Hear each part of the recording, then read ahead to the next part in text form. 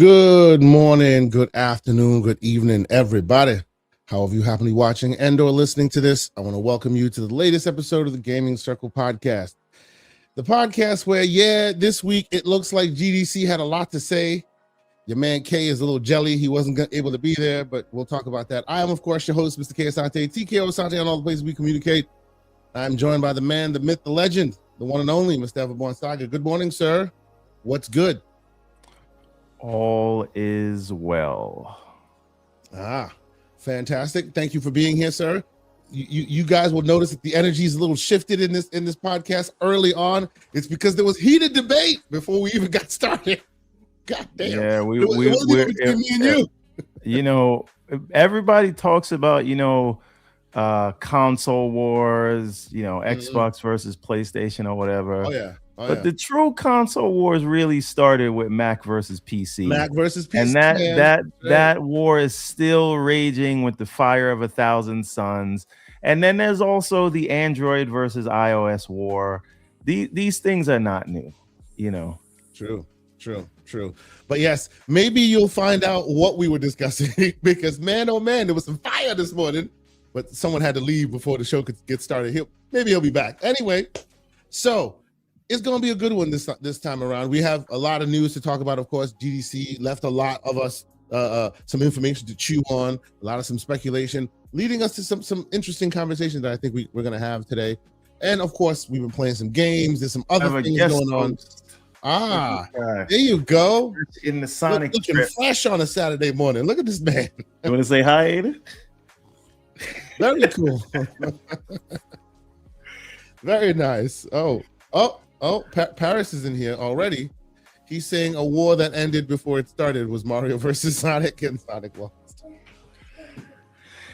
Right when the man comes out with his fresh fit. There's no Mario drip like that we just saw. Sonic is still alive and well, sir. in the hearts of youngins. In the hearts of youngins. Anyway, yes. So I want to get into all that stuff, and there's some interesting onesie-twosie news stories that I actually think that maybe might be interesting that I want to get your take on, Everborn Saga. But before we do all of that, of course, we talk about games. Everborn, what have you been playing for games this week? All right, I've been playing a few things, sir. We know that I finished RE9 this week. What was it last? We commence with the glazing again? No. We don't have to rehash that. It's still a 10 out of 10, no notes. It might be my favorite in the series, and I don't say that lightly. Okay. But it's just amazingly well paced. The visuals are great. The tone, pacing, everything fantastic. Love it. This is what you want to see. This is how you honor a 30-year-old franchise. So I finished that, and I have been trying to find the next thing. So I got to Planet of Lana 2. Okay, let's talk about it. Started that up. Now I beat the first one. I bought this one. I know it's on Game Pass, but I like to support indie developers. I'm not in the business of as you should. Making it my business to support big billion and trillion dollar corporations, but indie developers will buy where we can, right? That's so right. Anyway, it is a lot, and I've only played it for like an hour.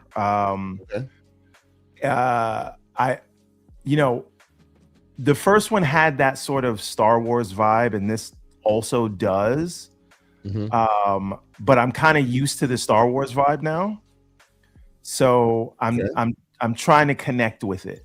And it does feel like a continuation of the first one.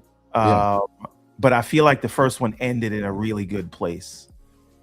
And I don't know that it needed a sequel, but that's not a knock against the game. I just wasn't expecting a sequel. And now I'm like right back into it. So I'm trying to let it settle in. And I'm getting there.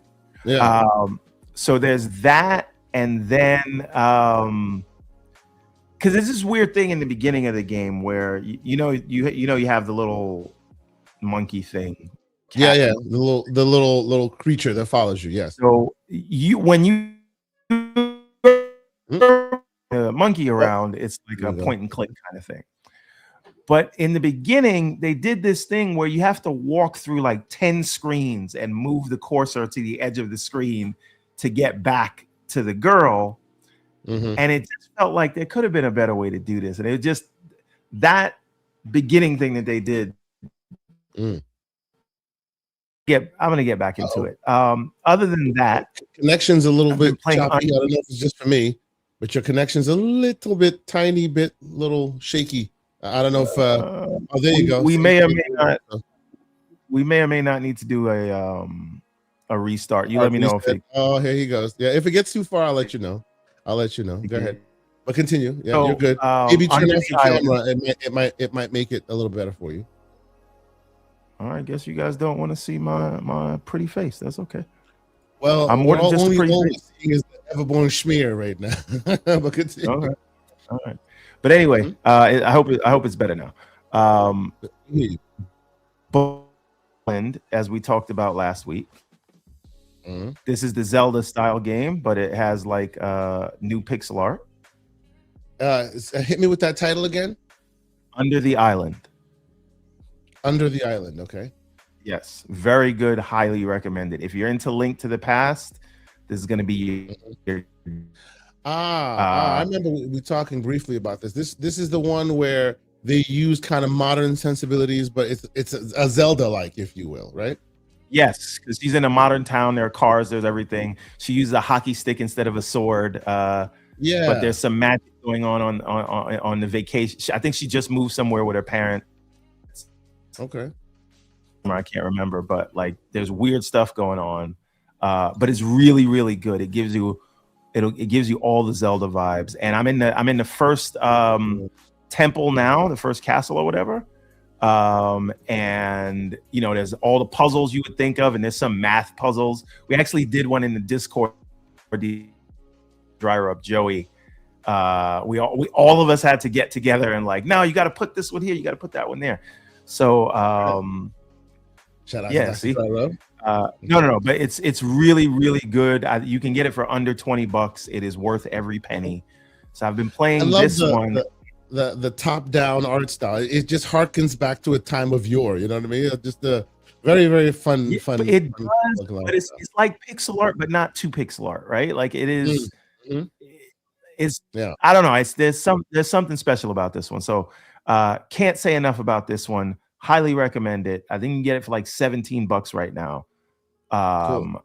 Don't walk or it's on everything, so you can get it on Switch.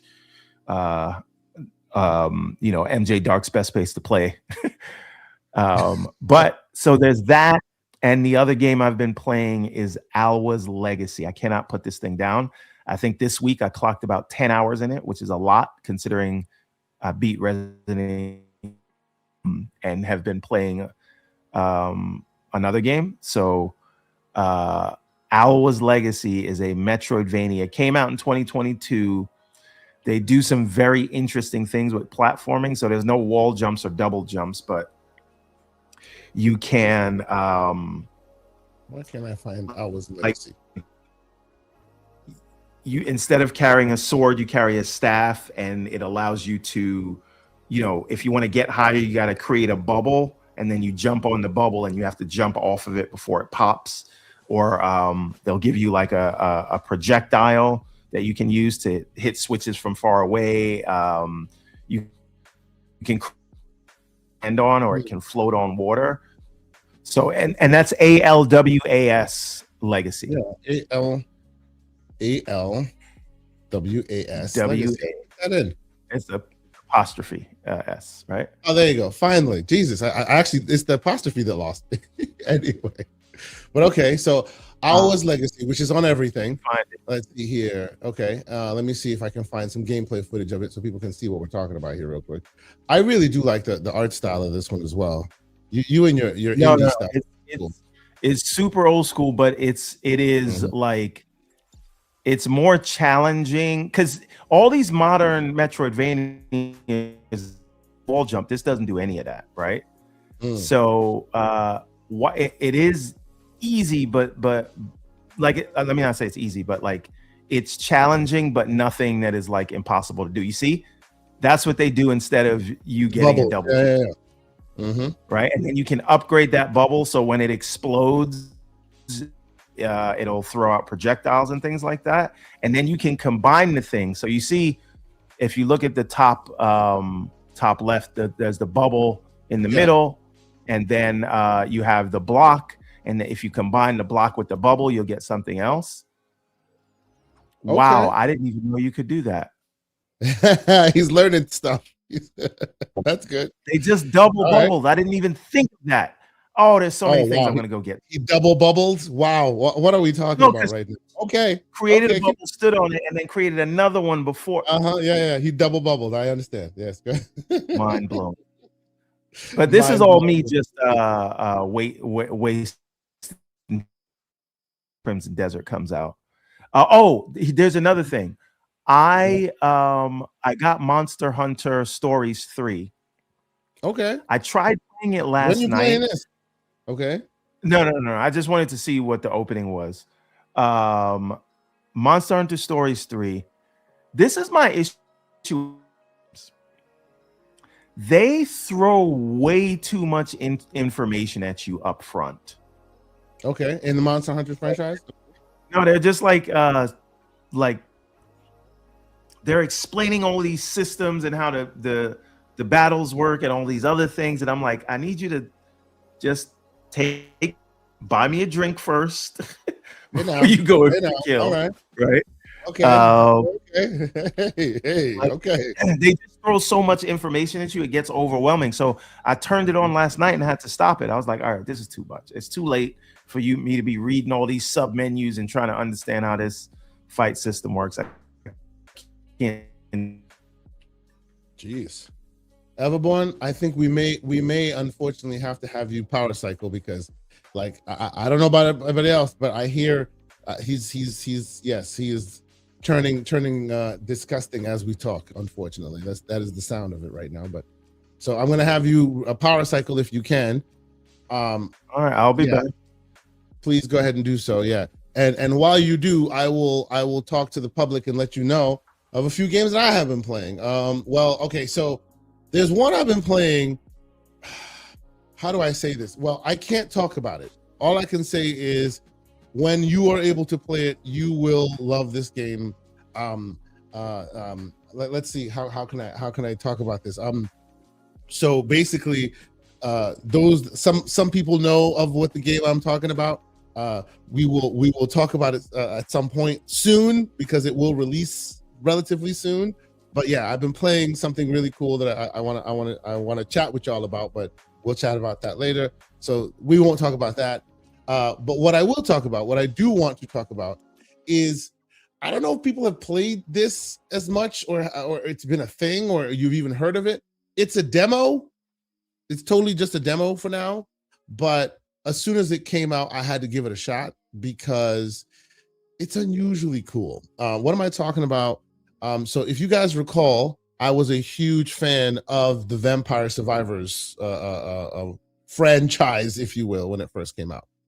And basically, it looks like Ponicle, the developer / publisher of the game, has released a new version of Vampire Survivors, but this one is called Vampire Crawlers.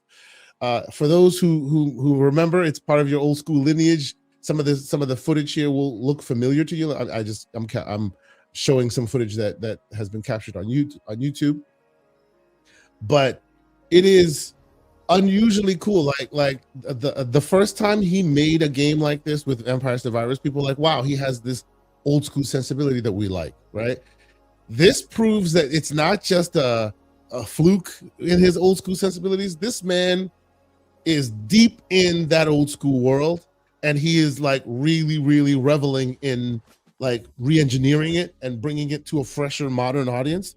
If you look, it's basically every game. If you played any game since before, I don't know, 1995, you've probably played games that look like this, right? Where you're basically walking and you have the cursor on your screen, just like you have here.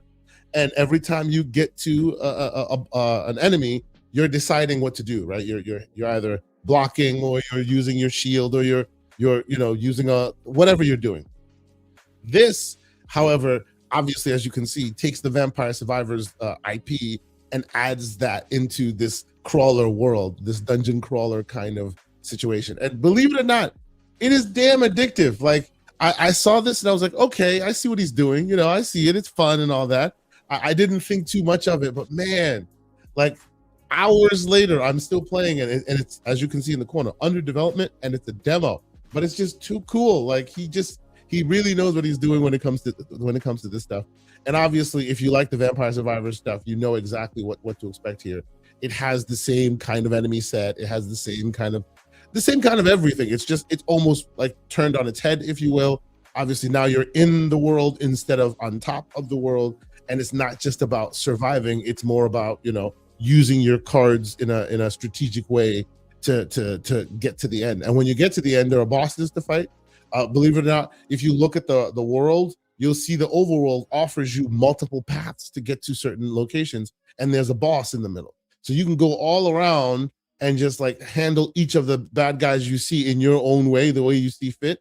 And then ultimately you get to the boss, and now you have to use all the orbs that you've collected, right? All the power-ups that you've gained to now take on this boss. It is pretty dang fun. Like, I'm kind of surprised that the guy can do it again, like using old school lineage, reinventing it in a new way.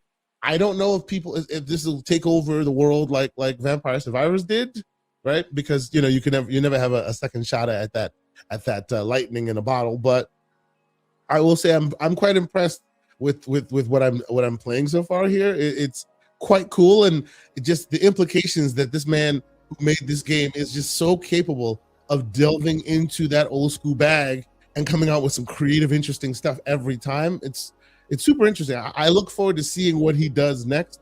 Maybe we get like some kind of beat 'em up energy from him or some other kind of lineage, but this is very, very cool. I love what he has done here. But if you are a person who enjoys any of that old school fare and this reminds you of something, I would suggest you seek it out. It's still in demo form right now, but as you can imagine, for most of the stuff that he puts out, it's got a lot of content still in it, and it's really, really cool.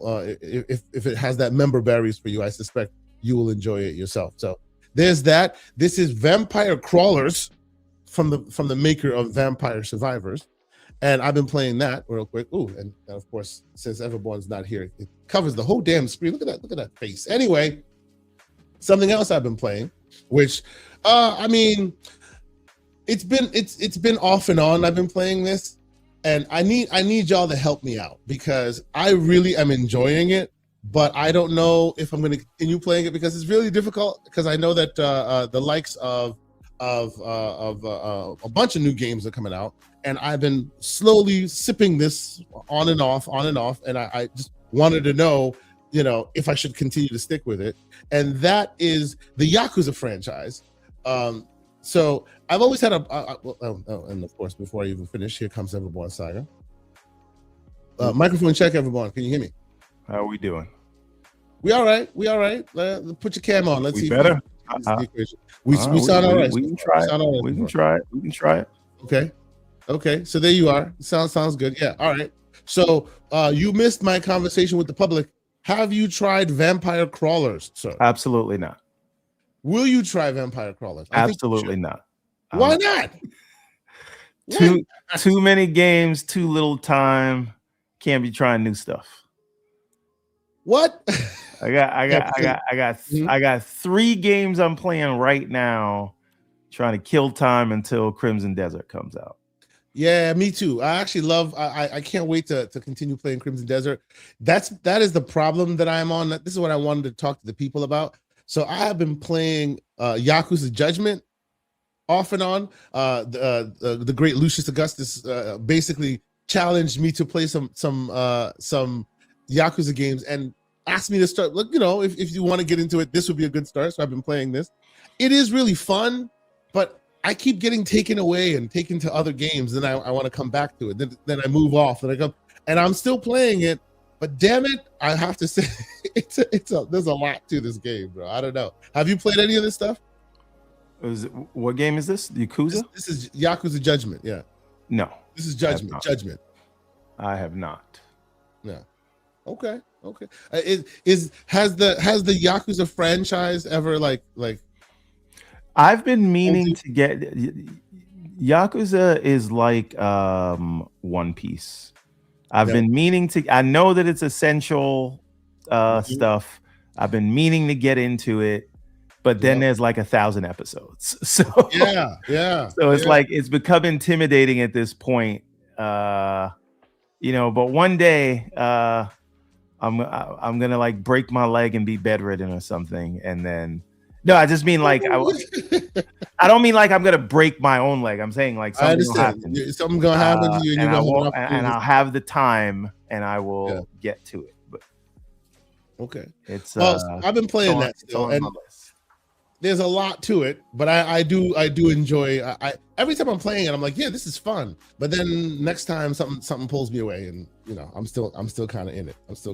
But all right. So I really want to talk about the other game I was playing. I was trying to see if I could talk my way around it, but no, I cannot.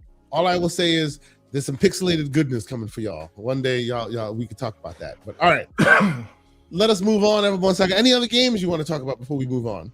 No, that's all I got for now. Okay. I will. Where's that thing? I will quickly mention. You probably can't see it, but so I bought, and this is a quick tech talk segment. I bought a control a screen for my Odin 2 portal because we are in the world now where you can't just be buying hardware all the time. So I bought an additional screen, which was like $60 or something like that, as compared to I don't know if you know that's hardware. You just I know. Less hardware, less expensive hardware anyway. But I attach it to my Odin 2, which of course you can't see quite well on this, but it's quite cool if you can take a quick look at that. I might make a video of it or something. It kind of adds a new dimension to the situation. So yes, there may be some tech talk from me at some point about this, but this is what I've been messing with. But all right, everyone, let us get to the news proper. Let's talk about some of the stuff we want to talk about. Before then, though, the great Sith Lord, member for 23 months, shout out to you, good sir. He says, "Good morning, Xbox future is looking bright." Oh, we're going to talk about the Xbox's future and how it's careful. looking. You can't say that too loud because some people get upset. Then we have Hollywood Rules, who's here with a $5 super chat. Good morning, sir. He says, "Good morning, Gray Beards. Wishing you two of my guys a good show. Paris got to stop slandering Sonic towards Sega cousins. The cool kids are playing Sonic. LOL." Well, I'll allow it because Sonic has some good games. I fully support canceling Paris for his Sonic bashing. So we're canceling them now. Ooh, okay. Yes. Hashtag cancel Paris, the Sonic hater. Damn. Okay. All right. That's a little painful, sir. You need to calm down with all that. Cancel culture is not good for you. Haven't you heard? Anyway, so first and foremost, I wanted to get this out of the way because I saw this and I thought it was super interesting. Have you heard the controversy surrounding GTA 6? No, I have not, sir. Okay. I saw this and I was like, I was scratching my head. And I wonder if this will turn into a thing or not. Right now, it's in a specific part of the world, but hey, we need to talk about it. So there's this new law that is requiring that kids verify themselves 18 years or older in order to play online games, to the point where it has kind of put the kibosh in a large swath of GTA online players in Australia. It's only the online part, not the offline part. But now the fear is, oh crap, what happens when GTA 6 comes out? If you don't have your documents in order, you're now playing GTA 6 online. It's becoming a thing. What say you, sir? Is this a problem? Should we be worried? I've seen a lot of people making a lot of hay about this ID verification stuff, and it's getting weird because you see all the lawsuits that Valve is getting, right? I know there's that Rothschild thing, and then the AG of New York thing, and we saw what Discord was doing, and there's this huge push. A lot of it seems to be coming from the UK. Well, this is technically Australia, though. This says GTA 6 will be unplayable for millions. Yeah, but Australia usually does what the UK tells them to, because they're not really independent.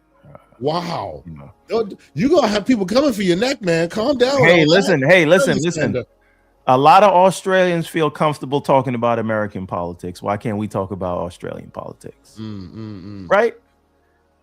Okay. Don't do that, but shadowboxing. I'm not shadowboxing. I'm just saying. Go ahead. We're just talking, right? We just talking. Go ahead. Yes. That being said, it makes you wonder, right? Are these people going to be good stewards of this data? And they've proven not to be. Now, on the flip side, they probably got your information anyway.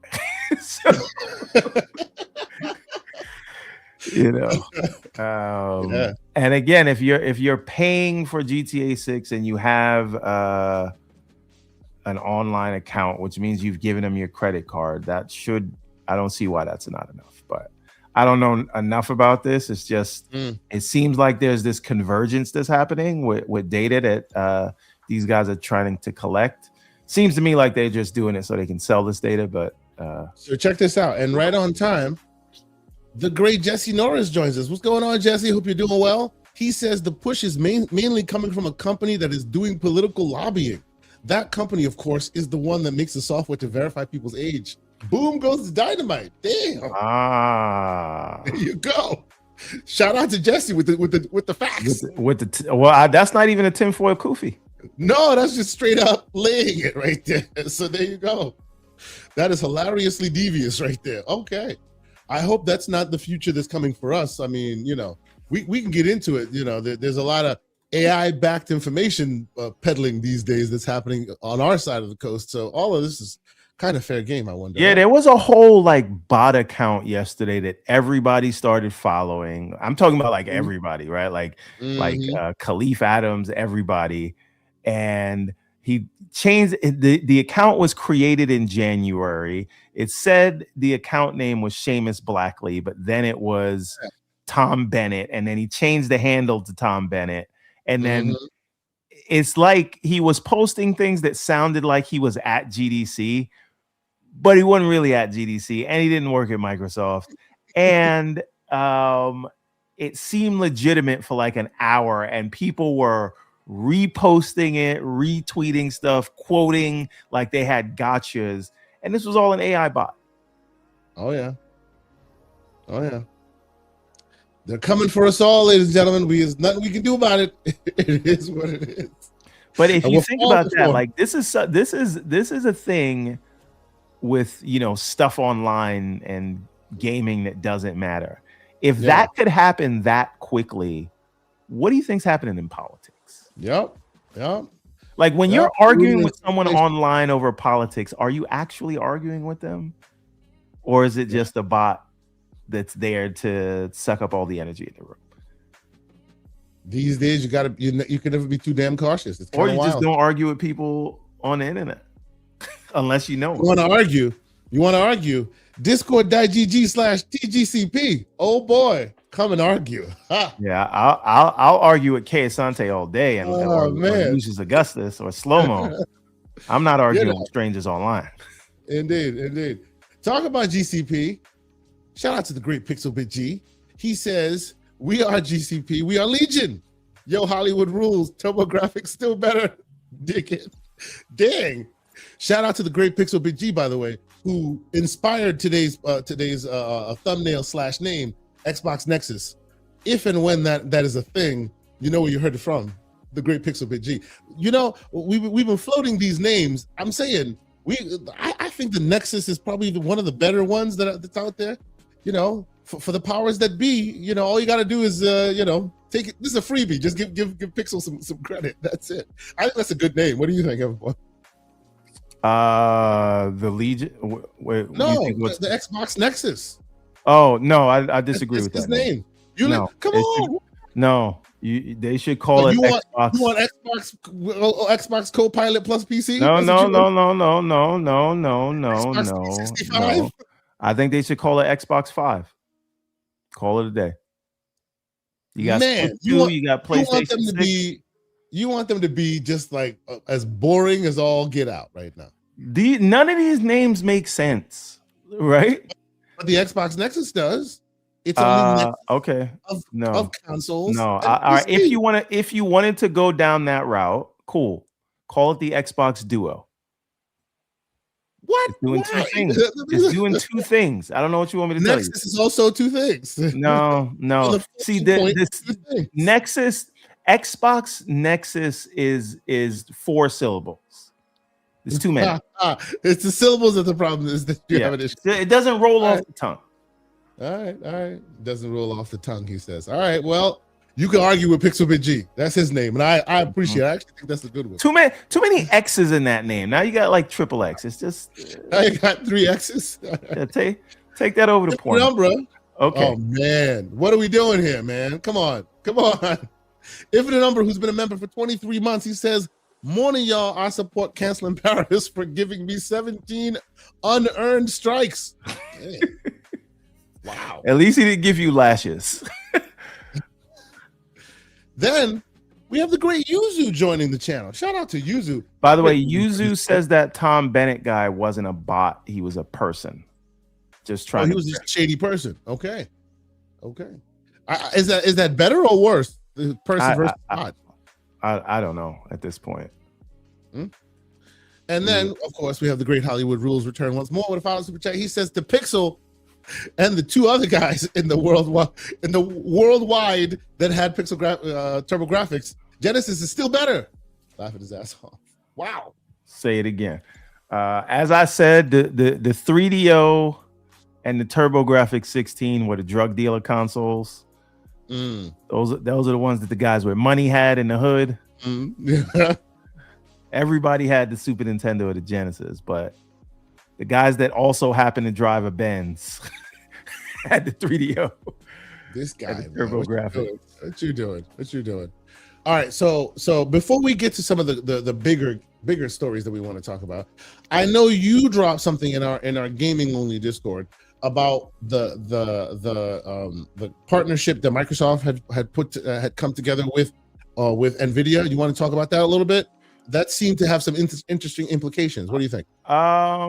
Yeah, you're talking about well, it's not just Nvidia. Like Nvidia is joining board with that. Yes, it's the advanced shader delivery, right? So now establishing a new paradigm, right? A new Yeah, go ahead. So it's Nvidia, it's AMD, it's Intel, and it is game engines, right? Like Unity and Unreal and things like that.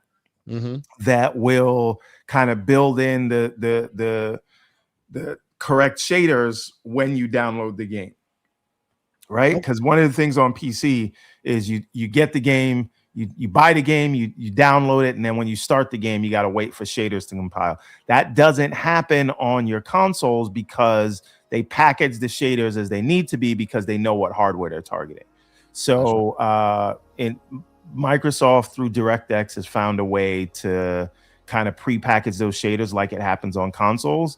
And I don't know how all the back end of it works, but basically you'll be able to, like, it'll use AI, it'll know what hardware you have and then give you the shaders that you need pre-processed. And then once you download it, you're good to go. And again, Steam Deck does this a little bit because they store that stuff in the cloud, right? So they know what hardware the Steam Deck is. So they pre-compile it and it pulls that stuff down from the cloud so you don't have to process it on device.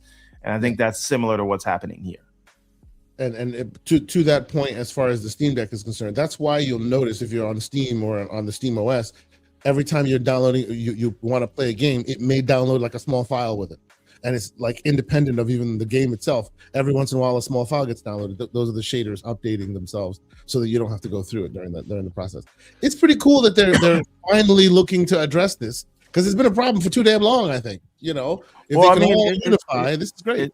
It is. That's what this new DX12 point, whatever it is about. It's unifying a lot of that stuff that they're doing on the console side, bringing it to PC.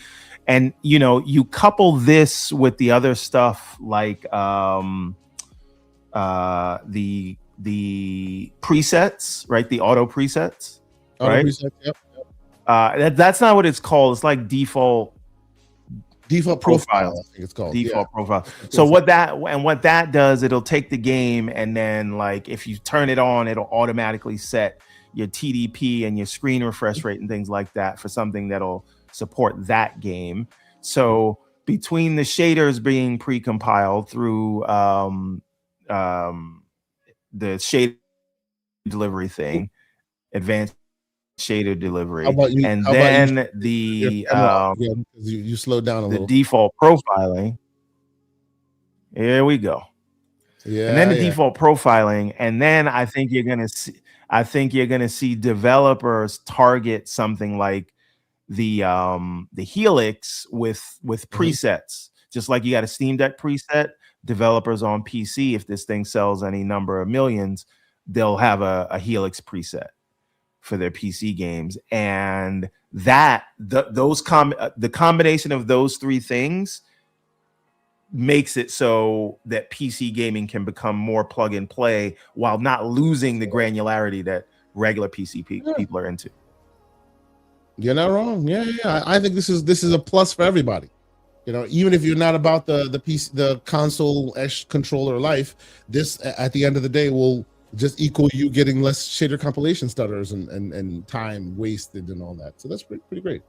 Real quick, Pixel comes back with a $5 super chat. He says, Nexus, period, central connection, link or tie between members of a group or things in a series, often representing a core center. He's defining what the Nexus is. Okay, you see all of that word salad. You see that word salad you just said? Knowing Microsoft, that'll be the title of the console. That whole thing, that whole sentence. All right, man. Look, I think Nexus is a good one. I actually think. I hope they do something to that nature, because what do you mean? You know, you just want. Here's the thing. Xbox 5. No, I'm just saying for once. Why not do that for once? And again, here's the thing. Why not call it Helix if you're gonna do all of that? Xbox Helix. Yeah. What's wrong with that? Well, see, now you're the one who's complaining about too many X's. Xbox Helix? Come on now. Yeah, but mine sounds better. I don't know what to say. Oh yeah, get out of here. No, I don't want that. I think it's just be something simple. Okay. All right. See, I am with Wolf on this one. I like John's idea. I like John Wolf's idea. I thought so. Just call it Xbox. If you want to start with the Xbox 1, 2, 3 again, then just call it Xbox. Start from 1, Xbox. And then maybe from then on, the next revision will be Xbox 2, Xbox 3, right? But just call it Xbox and just move on, right? No. Well, the thing is, like, if it is evolving into a software layer, then it's just Xbox, right? You got a new update. We have a guest. Let's see what our guest thinks. Yes. Lucius, shout out to the man, Lucius Augustus. I love that thumbnail, man. That's real good. I like that. What do you think, sir? I know you look so angry. I know, but it works. That's in my head canon. That's how he's looking all the time. So there you go. He wakes up eating breakfast like that. Oh no. Unfortunately, I have resting face. Yeah, so, he has resting sus face. That's what he's got. Every Lucius looks at everybody with the side eye. Yeah, right. Unfortunately, that is default speed. Yes, unfortunately. So you're here. What do you think, man? Right, now, Xbox Nexus. What do you think about this dumbass Nexus name? Well, yeah, we go for Pixel's neck right now. What are you doing? Logically, it makes sense because it's supposed to be the nexus of two different things coming together. But we know that they're going to call it 365 something or another. Like Copilot 365. That's what it's going to be called. There's not going to be any Xbox in the name at all for some reason. Of course. But all right. I would be happy. Just call it Xbox. If you're gonna, if you call it Nexus, I would go with Helix. I would. I think the best thing they could do is just call it Xbox. But if not, if they want to add some, if you have to add something to it, just put the number. They've never done it before, so why not? Well, it would be really funny if they just said, you know what, Xbox 5. We're this is what he's trying to say. That's what I'm saying. We're just like, before we were worried about that's gonna be the PlayStation 3 versus the Xbox 2. Like, listen, we're not worried about that. Please buy our box. Like, nobody cares about that's what they should be worried about.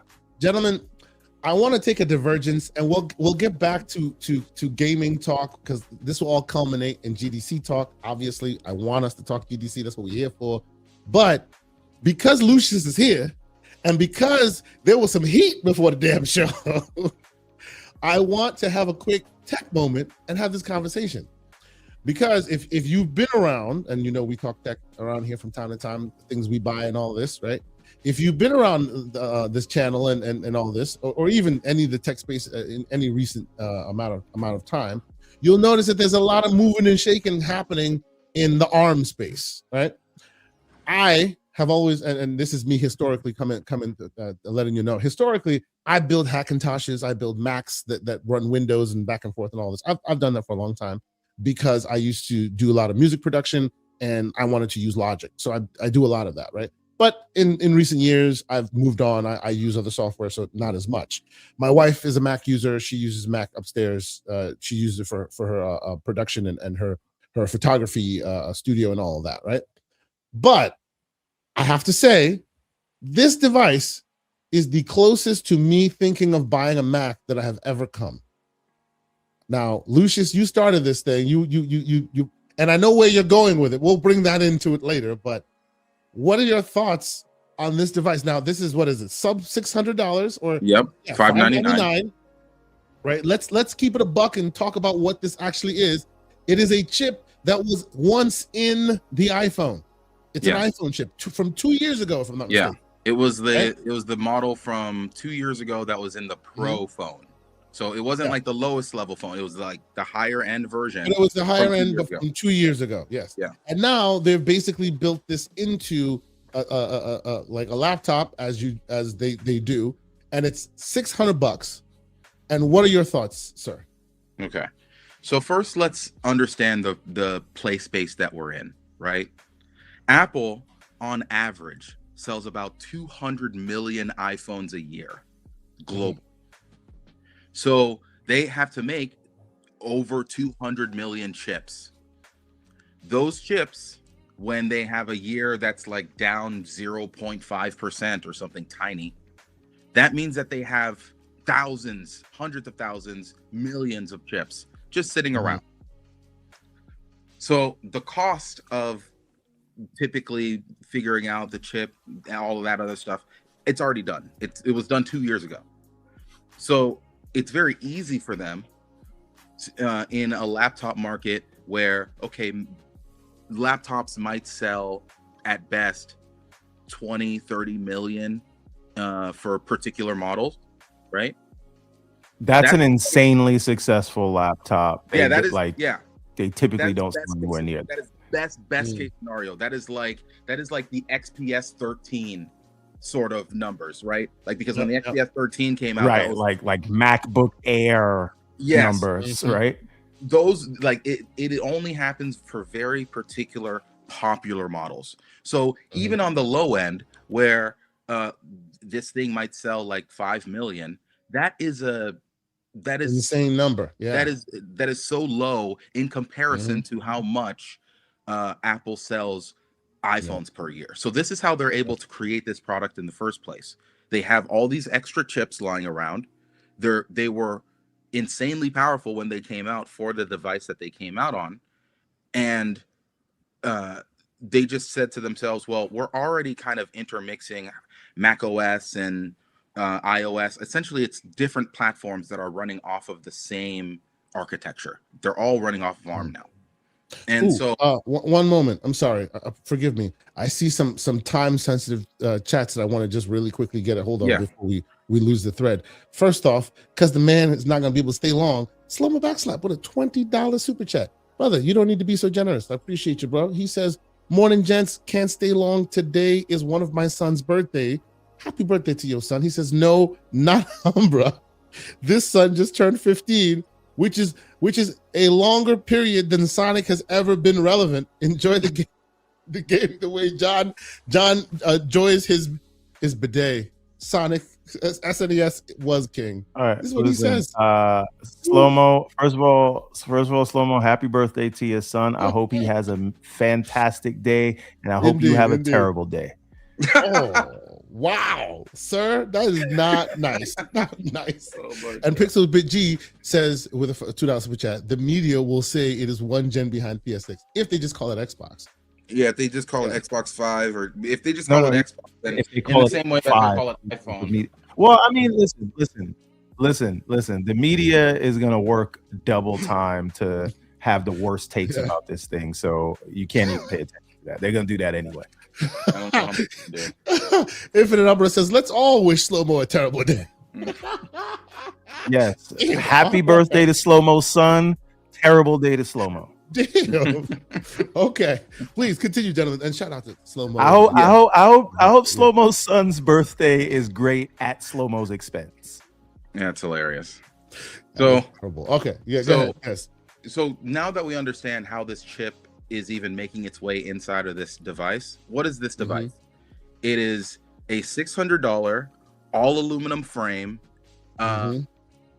device that is relatively minimalistic. Let's just say it straight up. This thing only has 8 gigs of RAM, which, you know, obviously with the RAM apocalypse that's happening isn't great. So you're not going to run any serious LLMs on this. You're not going to do a lot of super hard, heavy work on this. But for a kind of light work experience, if you're interacting with like creating documents, doing some light editing, kids going to school. Yeah, kids going to school, going on the internet, having plenty of tabs open, all that stuff. This thing is going to be fantastic at that. And what does it go at the throat of? It goes at the throat of the kind of higher end Dell. It goes after can I say something real quick? It goes after just real quick. To me, the biggest competitor this is the Chromebook, right? Because a lot of schools, this is gonna kill in education, right? Because Chromebooks a lot of schools $200-$300. No. So you haven't looked at Chromebooks in a while. So so they've gotten a lot more expensive. Well, no. Here's the thing. Chromebooks have gotten a little more expensive, but they've also dramatically increased in quality. What I would say, if you get a Chromebook that is somewhere between $400 to $600, the difference in quality is going to be significantly different than what you would get at the $400 to $600 range for a Windows laptop, and we know what that looks like. And that's kind of part of my future argument, which is, but I don't want to step into that yet. It goes into the pump, sir.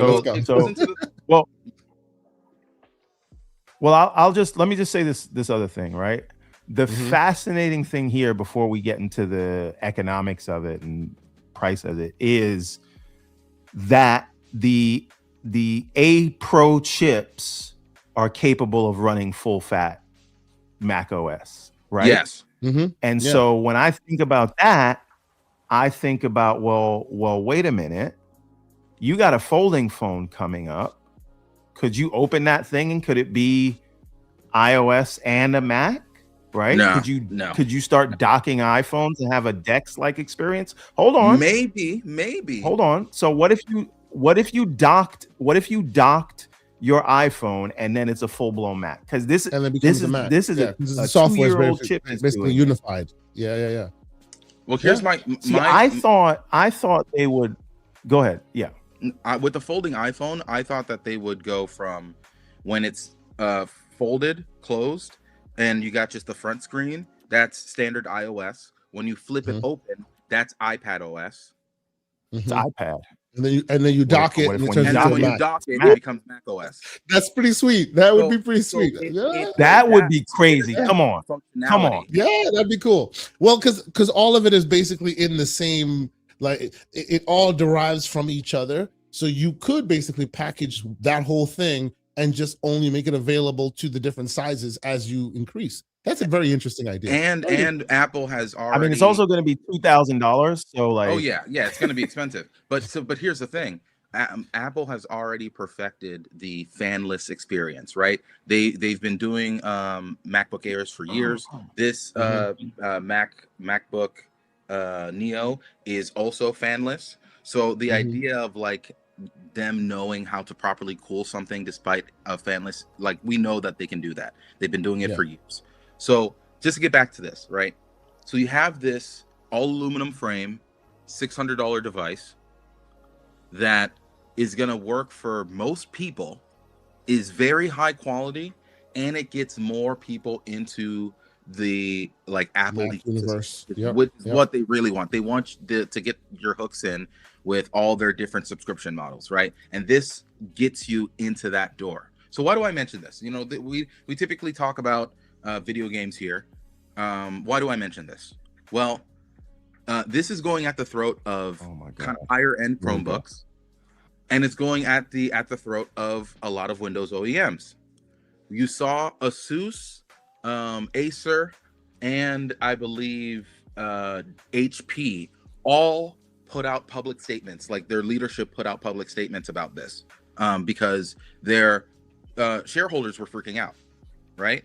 And why were they freaking out? We all know that if you get a $600 Windows laptop, whether or not it was $600 originally, or it says that it was $800 and then crossed it off and now it's $600, whatever version of that you're saying, that device is not good.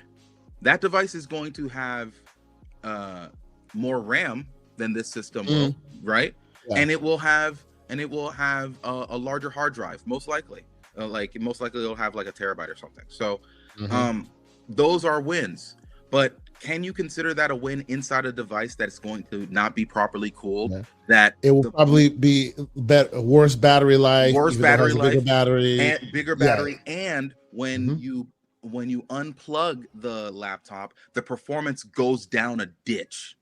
Yep. Right. And when you close it and it's in your bag, chances are it turns hot and it dies because it like Windows doesn't know how to do sleep properly for some reason. This will not have a problem. This will have none of those problems. That's right. Yep. And guess what? When you are unplugged from this device, the performance that you get unplugged is the same exact performance that you get when it's plugged in. Yeah. It does not throttle at all. Yep. You are true. So this device is causing a kerfuffle amongst the Windows OEMs because this space is their bread and butter to kind of just throw trash into, and a lot of people kind of get trapped at that because they don't want to spend $1,000 on a laptop. But anything sub $1,000 for a Windows laptop, we all know it inside of this space here, it's trash. So can I ask a question quickly? And Everborn, maybe you might be able to assist here. And we were having this conversation before, and you were saying that they have been doing those tests. I know we're comparing it to the standard, HP, Lenovo, all the old like stalwarts of that price point that weren't great, right? We all can recall that. But how does it compare price and performance wise to the ARM offerings that Windows is offering these days? Do we know? The ARM offerings that Windows is doing are more expensive. Okay. Are they solving any of those issues that we were describing? Well, here's the thing. They are not just more expensive than this, then more expensive than the normal Windows laptop, because they are marketing a lot of those as Copilot Plus PCs. And so we're talking, those computers are at like $1,400, $1,600, $1,800. And at that price point, well, wait a minute. Have different expectations. That's not exactly correct. I'm not Wait a saying minute. that it doesn't. I'm You not can saying go right now. It will to six layers, like 6-layer loves defending Windows as much as possible. It's you always think that like this man works for Microsoft. I mean, you Would are you kind just of Dark answer the Dog question, 9000 sir? You on, think this on man- Mac you think OS, this man right? is actually- Like, like you doing the same there's thing to Mac that he's doing to No, I Windows. don't. But go No, ahead. I don't. Except I live in multiple ecosystems. No, Yeah, you That kind of have- do. Listen, no, I live in All Windows, right. Linux, Y'all and But go. you're on record. I'm not. You're on I'm record simply vehemently hating on providing Windows real and evidence loving the that Mac. This device is going to going. disrupt something, and you just wanna cry. This is real evidence here. All right? No, I'm just saying, Wow. rather than address and this six is- and layers you know what's argument, he crazy was like, about he's this just smoke? defending You know what's crazy Windows, about this and smoke? you don't want anybody to say you defended the Mac. What That's is- all I'm what is saying. on everyone's wrist right now? It's an Apple in your pocket. It's an iPhone. Yeah, that's Oh why you my can God. listen to what I'm Apple saying. TV. This I man have a is lot of inside Apple the products, but Apple I'm not in here like, oh, this is gonna beat This man- Windows now. Apple Yes, product. This Yes. man is Apple inside product. of the all the Apple stuff. Yep. Keep going. yeah. Just because That's why my word can be taken. Apple. Yeah, no, because what I'm saying is that I'm not inside of. Jesus. I'm not drinking their Kool-Aid like that. I have one device. I have my MacBook Pro. That's it. Like, so And you can't the stop idea talking that, about like, it. I'm in some sort of like cahoots to be able to push some sort of image. It's just not correct. I have one device. It's a good device, and pointing at the fact that Windows OEMs have been screwing people over by providing them with bad cooling, incredibly bad cooling, to the point that like chips that. Okay, can I say something? Can I say something? Because this let me put this link in the chat because. Fine. But Keasante knows about this cooling situation because he bought an AMD laptop that had like a 7730U or something like that. Okay. And despite it being a good chip, it was That's running terribly. fantastic. The reason why it was running terribly is because the cooling was bad. But this is not something that is specific to the OEM that he purchased from. This is a problem with all Windows OEMs under the sub. Okay, all Windows OEM. So I feel like having that button. Having that button, so every 5 minutes I can hit. Listen. Hit the button. It's about the price point. I mean, you're filibustering. You're filibustering in order to push this narrative of the Mac taking over. We need to bring it back together. Let's bring it back together. Let's bring it back together, guys. Let him finish. Go ahead, Lucius. Finish. Windows is good. I'm not saying that Windows is not good. A good experience if you. Pay But I'm not talking about. I'm not talking about a higher. Stop filibustering. Let him land the plane. Let him land the plane. Go ahead, Lucius. But what I am saying is that for the $600 price point, and then you guys tag me in when you're ready. Yeah. God. Like for the $600 price point, this is what we're talking about. It is an incredibly disruptive thing, and we know that underneath that $1,000 price point, I can't think of one Windows OEM that is providing you a good product that has good cooling and has a good chip inside of it for less than $1,000. I can't think of one.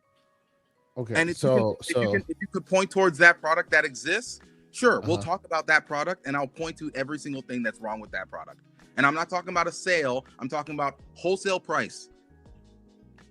That device is not. This is what everborn put in the chat. Cool. Which is a Surface laptop. 60 double the memory, no fans, no cooling issues. Am I going to be able to talk now, or are you going to filibuster again? I'll do exactly what you did to me. So. No, y'all calm down. Double the memory. You have an SSD versus an HDD. Join the Discord, ladies and gentlemen. This is what we get every day. Go ahead, everyone. It is running on ARM, so it has the instant wake. You don't have any of those cooling issues. It's better on gaming. So yes, it's more money, but you're talking about this $1,400 thing, and that's not really a thing, right? Surface exists for the exact reason you're talking about. What website is this? Is this on Microsoft's own website? This is Micro Center. Okay, so this is Micro Center. This is Micro Center. Yeah. So so it's not originally $800. How much is it initially? So it's initially $1,000, and they are dropping it down. No, it's initially $900. It's $899. I can't see it. Yeah, I can't see. It's $899. Yeah, but you just went to 1,000 because that helped your argument. But no. Calm down. Once again, let's talk about this seriously. We are talking about a $900 product that has been brought down to $800, and we're saying that that is comparable to a $600 product that is coming from Apple without any discounts. To be right? fair, Hold on, No you're discounts. talking about something with double the Give memory. a moment. Yes. Like initially, $300 extra. Yes. You were asking, is there a sub $1,000 product that is relatively good? And I acknowledge this is a sub $1,000 product that's relatively but I good, don't want to. right? I don't want to talk about this sales price stuff because once again, we're not talking about the MacBook Neo on sale. We're talking about it. This thing. You want to talk about wholesale stuff? So let's get into the brass tacks. This is Microsoft site, right? Yeah. So let's see that exact thing that he pointed to. Here's a 12-inch Surface Pro, but the 13-inch that he pointed to, which was not. This is not the 12-inch. Oh, this is a tablet, right? This is a tablet, and you don't, it doesn't come with the keyboard, does it? Yeah, it does not. It's also full Windows. Sure, but it's also full Windows. Full Mac OS. This is not. But you got to go to the laptop. Well, Pro is going to be the tablet. You got to go to the laptop. Yeah, let's talk about full wholesale price. Nothing about any discounts. Because that's what we're talking about here. And once we basically they start at 900. Point. Right, they start at 900. So they start at 900, right? They start at 900, and we're talking about a $900 product, which is the close. I admit this is a good product, right? $900. If it does everything that you say that it does. I mean, you said it didn't exist before, but I'm glad. Well, hey, stop the slander, okay? Let's just talk. You presented the information. I'm like, fine. This is a $900 product. But guess what? Which is let's still be being fair, on sale, to a $600 product. Which on sale, like can get you more in spitting distance, and on average has twice as much RAM, twice as much storage, right? So no. If all things are equal, start at 256. Oh, okay. So storage options are not. Yeah, it the same. Starts at 256, 512, whatever. So it's not. It doesn't. Really have double. It's also solid state versus HDD, right? No, no. They're both solid state. They're both solid state. Why do you think a Mac would have a mechanical? Whoa, hold on. That's not what I heard. No. Are you telling me? Are you telling me? Who did you hear that from? That new one is not solid state. That would be. Who did you hear that from? Everyone. Hold on. I saw it somewhere in the chat. Saw it somewhere in the chat. Let me. Yeah, you're just taking. I'm not gonna say what I would typically say. But anyway. But battery life is seemingly the same, right? It even has a bit more battery life, right? So typical usage. So by and large, what you're saying, and it's healthy to go through this. And it's for I haven't gone through a laptop for a while. More dollars. Yes, what you get for $300 more, right? You get the Windows variant, right? Which by and large solves all those problems we were just describing as well at just $300 more, and it has a few more bells and whistles than the Mac one does. Look, let's keep it a bean, as they say. But that's 300 more. That's 50% more. 50% more in price gets you that. Yeah, but this is where I was going. It is impressive that Apple has been able to shave enough corners to be able to offer you that device at that price, right? Yes, it looks like they spent a lot of time getting it to that price point. But let's not keep it different though. This device at $300 more, most people don't even know exists, but it's actually pretty good itself. Yes, but once again, 50% more gets you more RAM. That's great, but it's still 50% more. And I want to throw this in Everborn's face. That I'm on Apple's website right now, and when you go into the buy section, one can run Photoshop, the other will struggle. But keep going. Except it doesn't, because I've looked at multiple creators put up Photoshop and Illustrator and multiple other programs and run it perfectly fine on this thing. People who have actually tested this thing. I'm telling you right now, there is no professional that is going to run this thing with Photoshop and do video editing like that. But if you, a soccer mom, wants to be able to edit the videos using the little AI bullshit, that's on Photoshop, you can do that, and it can run it, and you can do exactly what you need to do, and you can move on with your life. This is who it's for. I'm not advocating for professionals who are trying to create products to buy this $600 device. That's not what I'm saying. I'm saying for the average person, for the average consumer, this would have been a device. Incredible. But now the other device, which is cheaper, that does basically the same thing, is a better option. I can agree with that. And I want to throw this in everborn's face. It has 256 gigs of SSD storage. So I don't know where you got this. Oh, it's a mechanical drive from. Yeah, mechanical drives in this world, this day of 2026 would be wild. So, it would be wild. I'll give you the mechanical. I'll give you the SSD. Here's the overall point. You can't run away from the memory though. I will they only gave you 8 gigs of memory. And you telling me to run Photoshop on 8 gigs of memory. But keep going. And how about the performance of the chip? I have told you. Here's what I have told you. What I have told you is that people are running Photoshop. People are running all the they're doing 4K raw video footage editing on this thing, and it works. And how about its equivalent on the Snapdragon side here? Would that be equivalent? Is my question. Sorry, what? How about the Snapdragon side on this? Would it be equivalent performance, or is this one way weaker? How do we know? It depends. It depends on. I haven't seen too much testing because that's an important part. Right? But what I will say is just based off of how they've clocked before, you're going to have probably higher GPU performance on the Mac side, and maybe higher multi-core performance on the Windows side. Okay. So that's probably what you're going to end up seeing. But all right, I say all of this to say that this was all a preamble, right? I didn't even want to get into any of this fight. This device was a preamble to my real argument. Well, but before you get into your real argument, and I know where you're going, let's take a beat. Let's take a beat. Because we're gonna dovetail that into the gaming situation. I know you want to. Give me a minute. Quickly. Woo, we got to take a breath, ladies and gentlemen. All right. So, Mr. Dashi87 with 100 MX, I think that's Mexican pesos. So shout out to you. Appreciate you for being here. He says, I've been selling laptop parts for 17 years. The only Windows laptop brand I've seen that gave very solid experiences at this range is Huawei. He is not wrong. I used one, by the way, but Orange Man banned the brand in the US.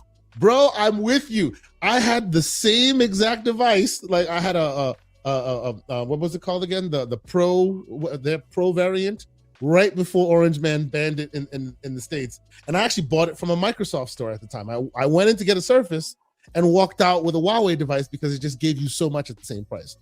It's amazing how Huawei has been forgotten in America, but it had such really awesome hardware. But anyway, shout out to you. That's a good call. Let's double back, right? Let's double back because clearly there's more to be said here, but this is all within the conversation of gaming. Let's get back into the gaming part of it, right?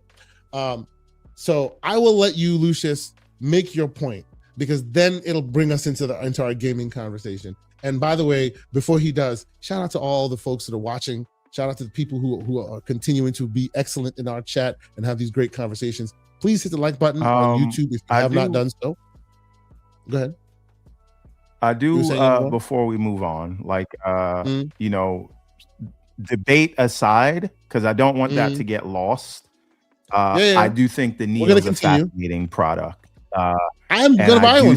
I will most likely buy one. Yeah. I am very intrigued that you could put a straight up phone chip and run full fat Mac. Like that is legitimately fascinating to me. Now I don't think we have to discuss that in context of whatever Windows is doing, like using one to draw down another. That's what a debate is. But I do think this is fascinating. I'm very interested in what it could mean for future devices. I agree. Okay. So go ahead, Lucius. You have an argument to make because GDC is upon us. We saw a lot of the back and forth. I have a theory of the case as far as what Helix will ultimately be, and you maybe have some counterpoints because of some of this back and forth. So make your argument, sir. All right. So just because we got into a back and forth, so I want to make sure that people understand what the main points are. And please don't interrupt me, Everborn. I'll try to keep this as short as possible. Go ahead, man. Apple was able to create a $600 product that is spitting in the face of most products at that price point. Why is it doing that? Because most Windows OEMs who are providing products at that price point are doing the least possible to charge you the most possible. And it's leading to a bad experience at that price point. And it's not until we start getting at much higher price points do they start becoming good products. And even the example that was shown to us was a $900 product, and it was from Microsoft themselves, not from any other OEM. What does this have to do with Xbox?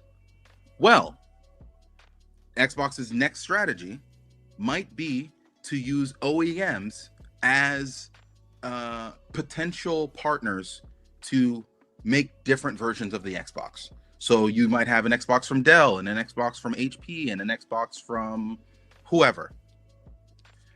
Whether or not you'll get an Xbox from Microsoft themselves, that is its own particular question. I hope that we do, but that's not an argument that we're really trying to have here. I mean, they've said with their mouths you will, but yeah. They also said that you would have gotten X, Y, and Z in the past. They've canceled. Stop. But anyway. Jesus. Anyway, the main go ahead. point is taking into consideration what we know now of Windows OEMs and how they treat products underneath the $1,000 price point, and the experience that users get underneath that $1,000 price point. Why do we believe that the product that they will create for the next Xbox is going to be good at all? They have not proven to me in any instance outside of Huawei, which is, banned in the United States mostly, and Microsoft themselves. They are the only ones seemingly who are able to gift you underneath that $1,000 price point and it still be a good product. Other OEMs don't seem like they have the ability to do that, or that they just don't care to do that. So do we want a bunch of trash devices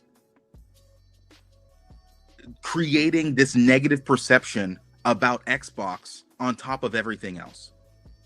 Do we want a bunch of HPs out there that have terrible shielding and terrible cooling and their recall rate is above 50%? Is that what we want? Everborn Saga, what is your take on this saying here? I can speak now. You are, come on, man. Okay. What is your thoughts? I'm just making sure. I want to make sure the plane was on the ground before I started clapping. Right? Okay. So I just would like to point out to you that all of that was brought to you by the proud owner of an Xbox Ally X. Now, he spent a lot of time in the Discord talking about how that device was great. $1,000 now, I'll let you speak, sir. So now OEMs are no good at doing what they've been doing, which, okay, that's fine. Also a moot point, because in all of this Helix talk, we didn't hear anything about any. Okay, please attack it accurately. Go ahead. I'll wait. I'll wait till you're ready. Just please actually make my point. Don't create a straw man. Just please actually attack my point. I'm not saying that all Windows OEMs are bad when it comes to creating all products. I said under $1,000. Please argue my point. Don't create a straw man.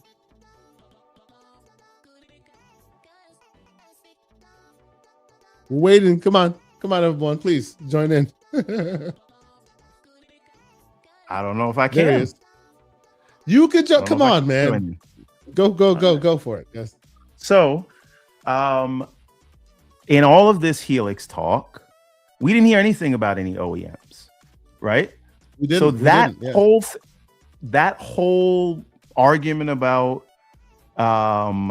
OEMs making terrible partner devices, it's kind of FUD, because we don't have that information that is going to happen with what the next Xbox Helix is, right? What we've heard, what was announced, is that they are making it. They're working with AMD. We have no solid evidence of there being a partner device under the TV. So I don't know what the current PC handheld market OEM devices, those are Windows devices. I don't know what that has to do with what we're talking about here, right? And again, back to the other the initial point,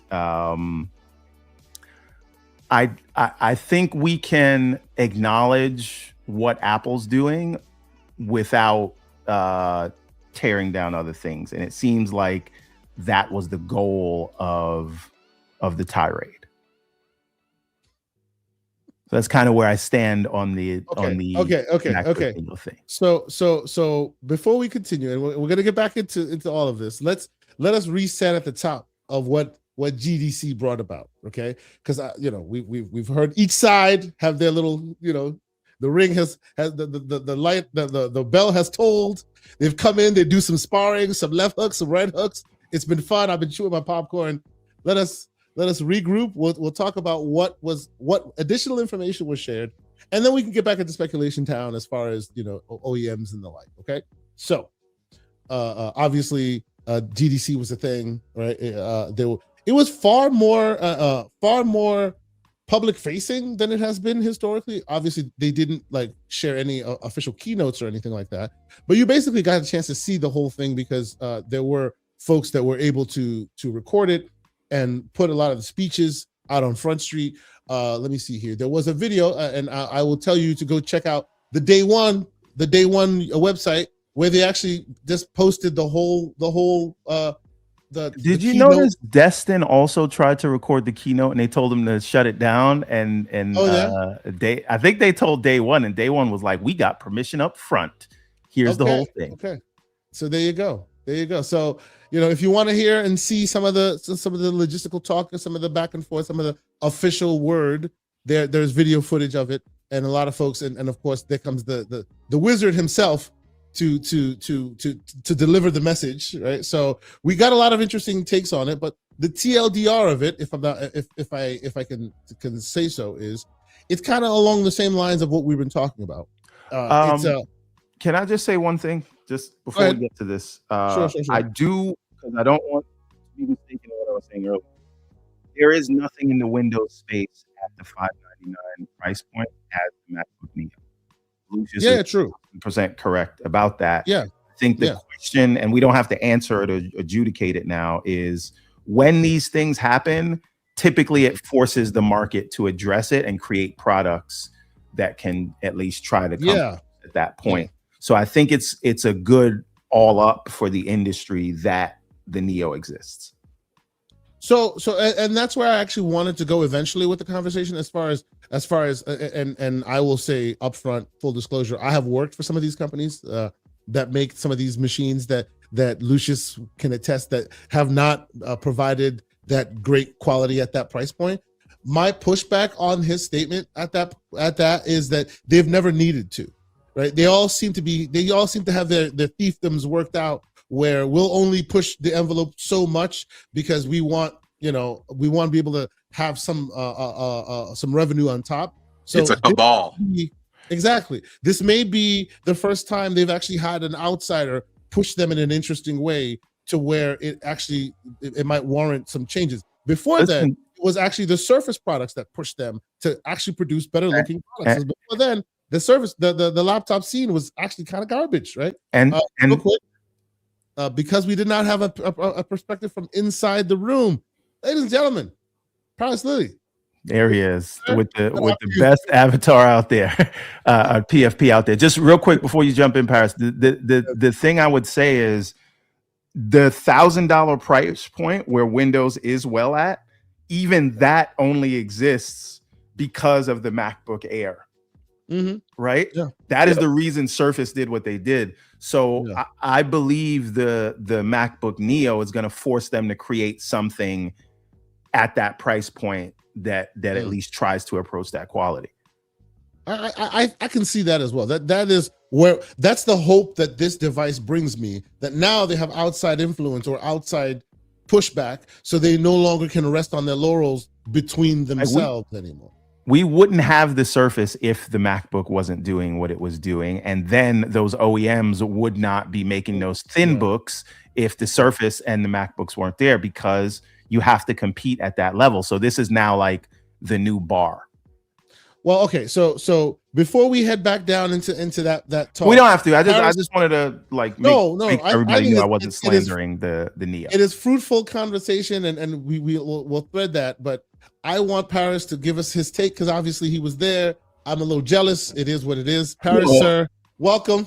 How was GDC? Tell us what you experienced. GDC was great, but I didn't come to interrupt Lucius. It sounds like Lucius was about to get his bars off. I wanted him to get all that out. Okay, I would go into GDC, but GDC was great. But please, all Lucius, everything you're going to say. Anything else, I'm just here in the waiting room. I'm just waiting. Well, thank you very much, Paris. Here's what I'll say.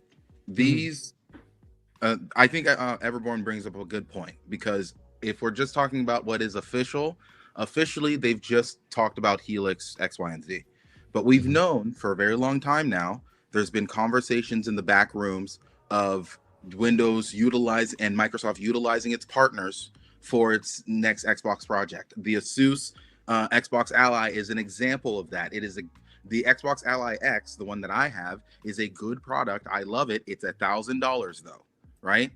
And so my question overall is, if Microsoft, and I get it that we're talking about hypothetical, but if Microsoft thinks that it can trust its partners and hand them the Xbox brand, I would point to the endless amount of e-waste that those same partners produce at the same price point that they're going to be trying to sell this product at, right? Unless we're just going to say that even the partner devices are going to be over $1,000, which, I have no idea.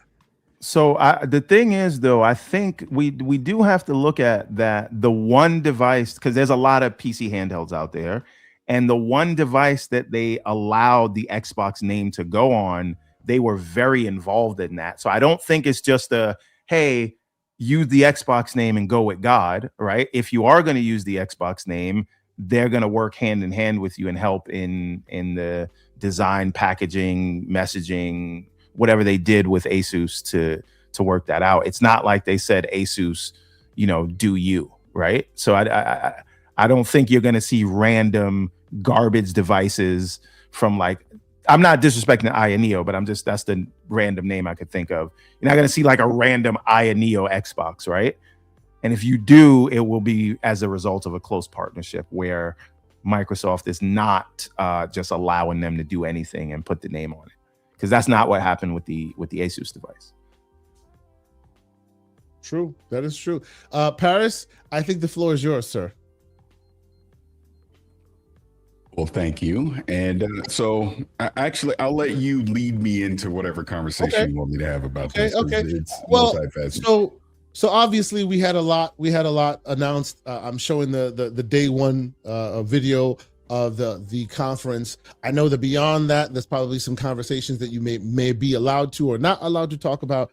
I just want to know how much of the stuff we're hearing, and because you keep your ears to the streets as we all do, how much of the stuff we're hearing is confirmed? How much of it is still kind of like still in the ether? What was your sense of their level of the vision when you were speaking with them? And then we can get into this whole speculation on the whole will they or won't they use third parties to sell the vision, which I think Lucius and then we're discussing. So let's start. Paris. We want to know the backdoor conversations. Yeah, that sounds crazy, but you can talk about. Yeah, it's funny seeing this video from John, because I'm literally just to the right of the screen in the front row, because it was me, Khalif, Jason Schreier was there. I forget his name, from The Verge, with not Tom Warren. It was someone else from The Verge was there. So we're all sitting together watching. Was that you crying in the video, Paris? No, I was not. Wasn't you crying? Okay. No, I would not be crying hearing about this stuff. But to your point, I mean, I've heard some stuff on the record and off the record as far as all this goes. But on the record, pretty much Jason laid it out in this keynote what the strategy is going to be. Helix is a console that will also play PC games. I mean, in the most simplest terms possible, that is what Project Helix is. As far as the GDK goes, yes, they're making it way easier for developers that again, in very simple terms, if you're making a game for PC, you're making a game for Helix. Now, you'll still have to do a little bit of additional work to get it properly, optimized for Helix. But for all intents and purposes, yeah, you're making their lives easier. So they're essentially making Xbox undeniable for having a game on that platform. You would have to go out of your way to not want a game to be on the Xbox platform moving forward.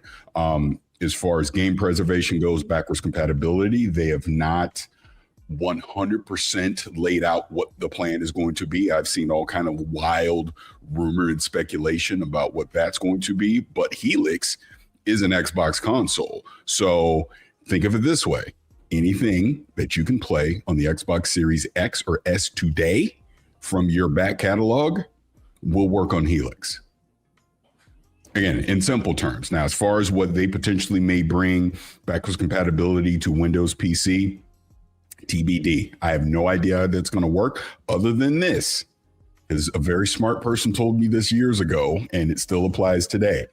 When you don't see something show up on a platform, it's licensing first and foremost. So think of it this way with backwards compatibility on Windows PC. First party, they own the IP. They can do whatever they want. So expect first party Xbox games most likely will show up in some form or fashion on a Windows PC. How that works, I don't know. I want to be clear. Third party, who knows? It's up to the individual IP owner what they will allow and won't allow, because you have to think of this. They want you to double dip. So if it's now on a PC, they want you to buy the PC version of it, not be able to play the console version. So think of it that way. So when I see a lot of this stressing over, is it a PC? Is it a console? Helix will play your Xbox library of games. I asked this question to certain people that look, the streets were talking a little bit multiple times, and that was what was relayed to me multiple times. Helix is a console, whether you like that terminology or not. I personally say it's both, because obviously you're going to be able to play your PC games. Now, again, one thing that they will not confirm is that it will play your Steam and Epic and GOG games. I mean, look, Phil has said it enough. We know it will, but they're obviously being very careful about not saying that yet. So on that aspect, we are still speculating because they won't 100% confirm it. But for all intents and purposes, we obviously see what the Ally X can do today. I would assume it does something similar. So even when I see people jumping out of their chair about Xbox mode coming to Windows PC, you can do that right now. It's called the Xbox full screen experience, and you can go into the insider preview and do that now. It is no different than what you're already seeing on the Ally X. Now, are they going to make some improvements to that? And of course, but that is not instantly making your Windows PC a full-on Xbox. Since people love to dive into the semantics of that, you're not going to be able to play your legacy Xbox library in that way. Now, can that change in the future? Sure. I'm not saying it won't, but today that is not what the Xbox mode is going to do. And Helix is different than what the Xbox mode will be on a Windows PC. The education that I was given during GDC. So when you see the Twitter experts that were not at GDC that are sitting at home telling you different, just understand this is what Xbox is saying. This is what developers are saying, not Twitter people.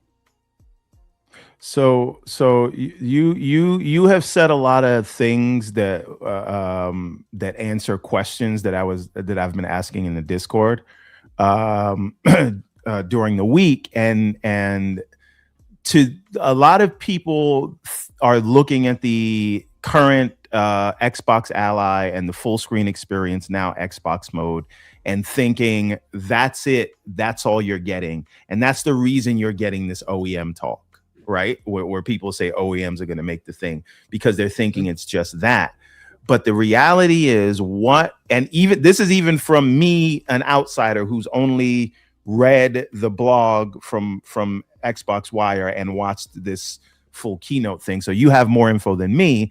But I'm looking at this and I'm like, they didn't say that that's what Helix was. They said that Helix, that first of all, they're unifying the GDK. So if you develop a game today, right, 90% of the code is transferable between what you release in the Windows Store and what you release on the console, right? And then you click a button and then you do that last little bit of work and then you can publish to both stores, right? What they're saying now is that it's one thing, right? So this is not the Helix, as I understand it, is not just a Windows 11 in Xbox mode.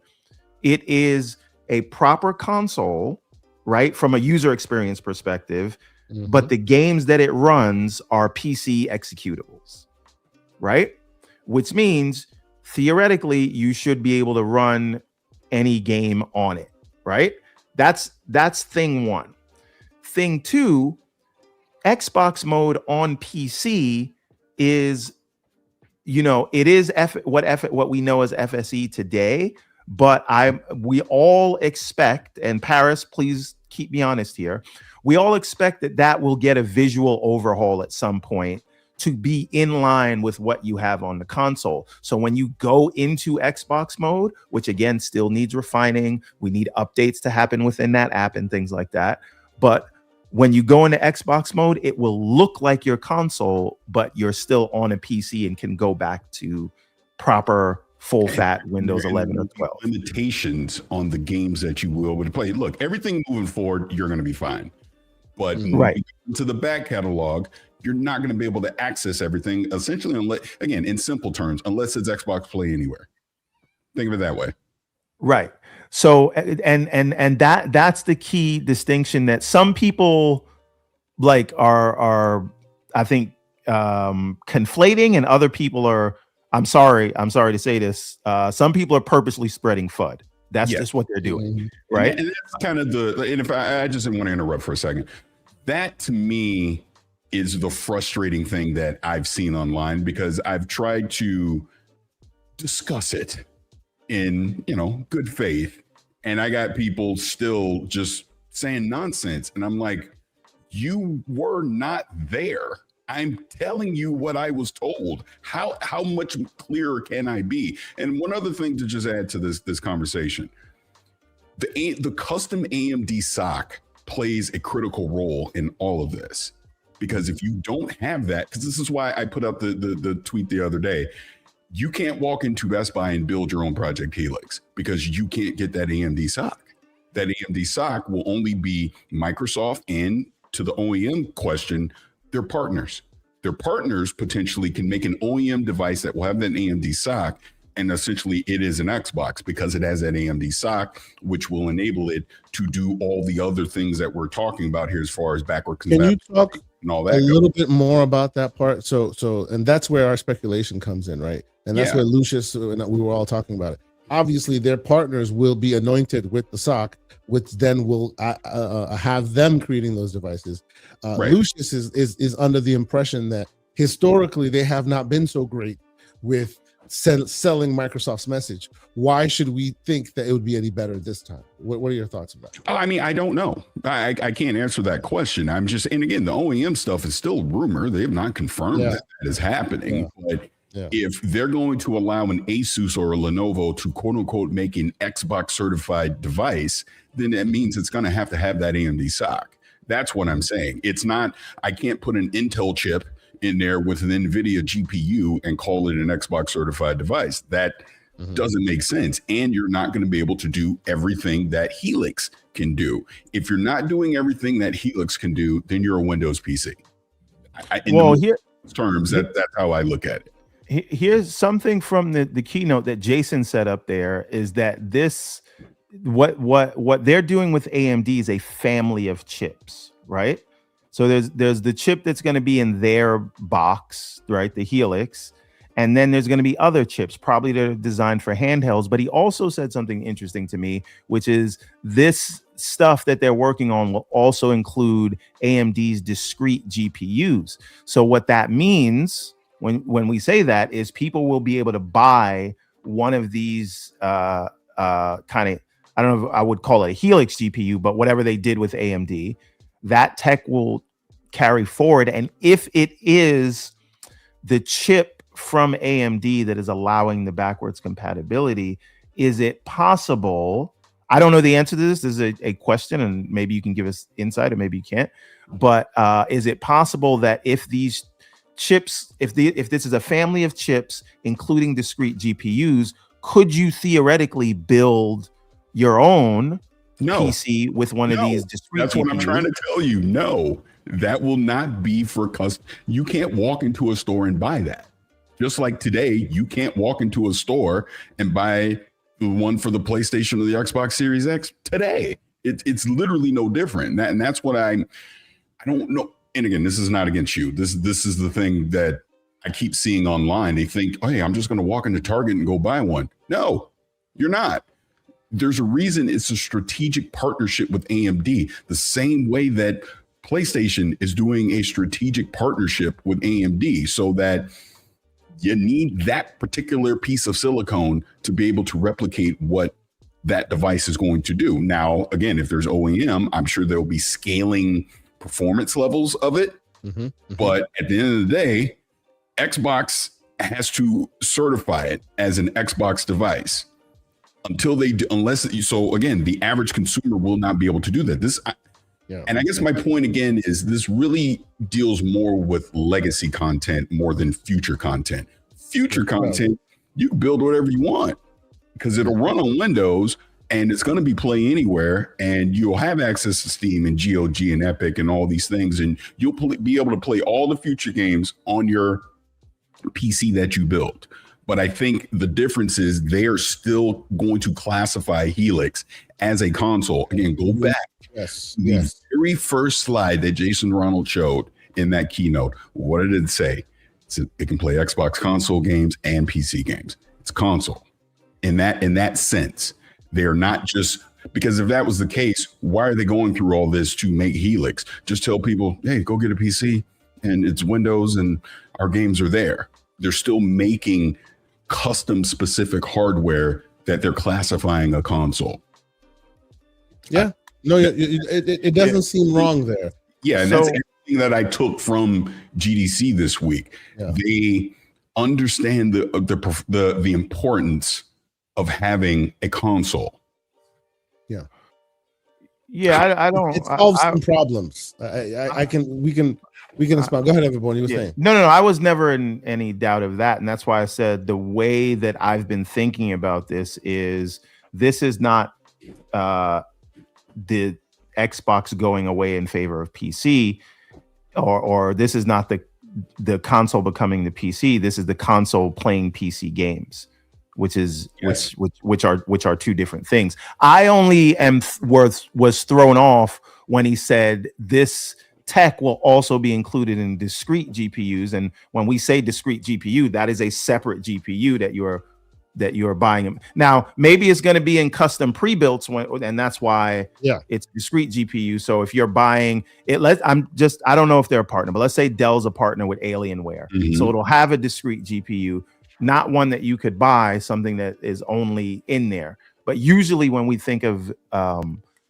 discrete GPUs, it is a separate one, like a video card that you could buy. Separate card but understand that discrete GPUs are separate, but they don't automatically mean they're retail worthy, right? Some of them are discrete GPUs that can only be gotten from partners, right? So, and that's how you got to look at it. No one should have the expectations that they can go buy this thing as a consumer, as a separate device. You're gonna buy it as part of a whole somewhere, whether it be laptop or handheld or something. It will be part of a whole.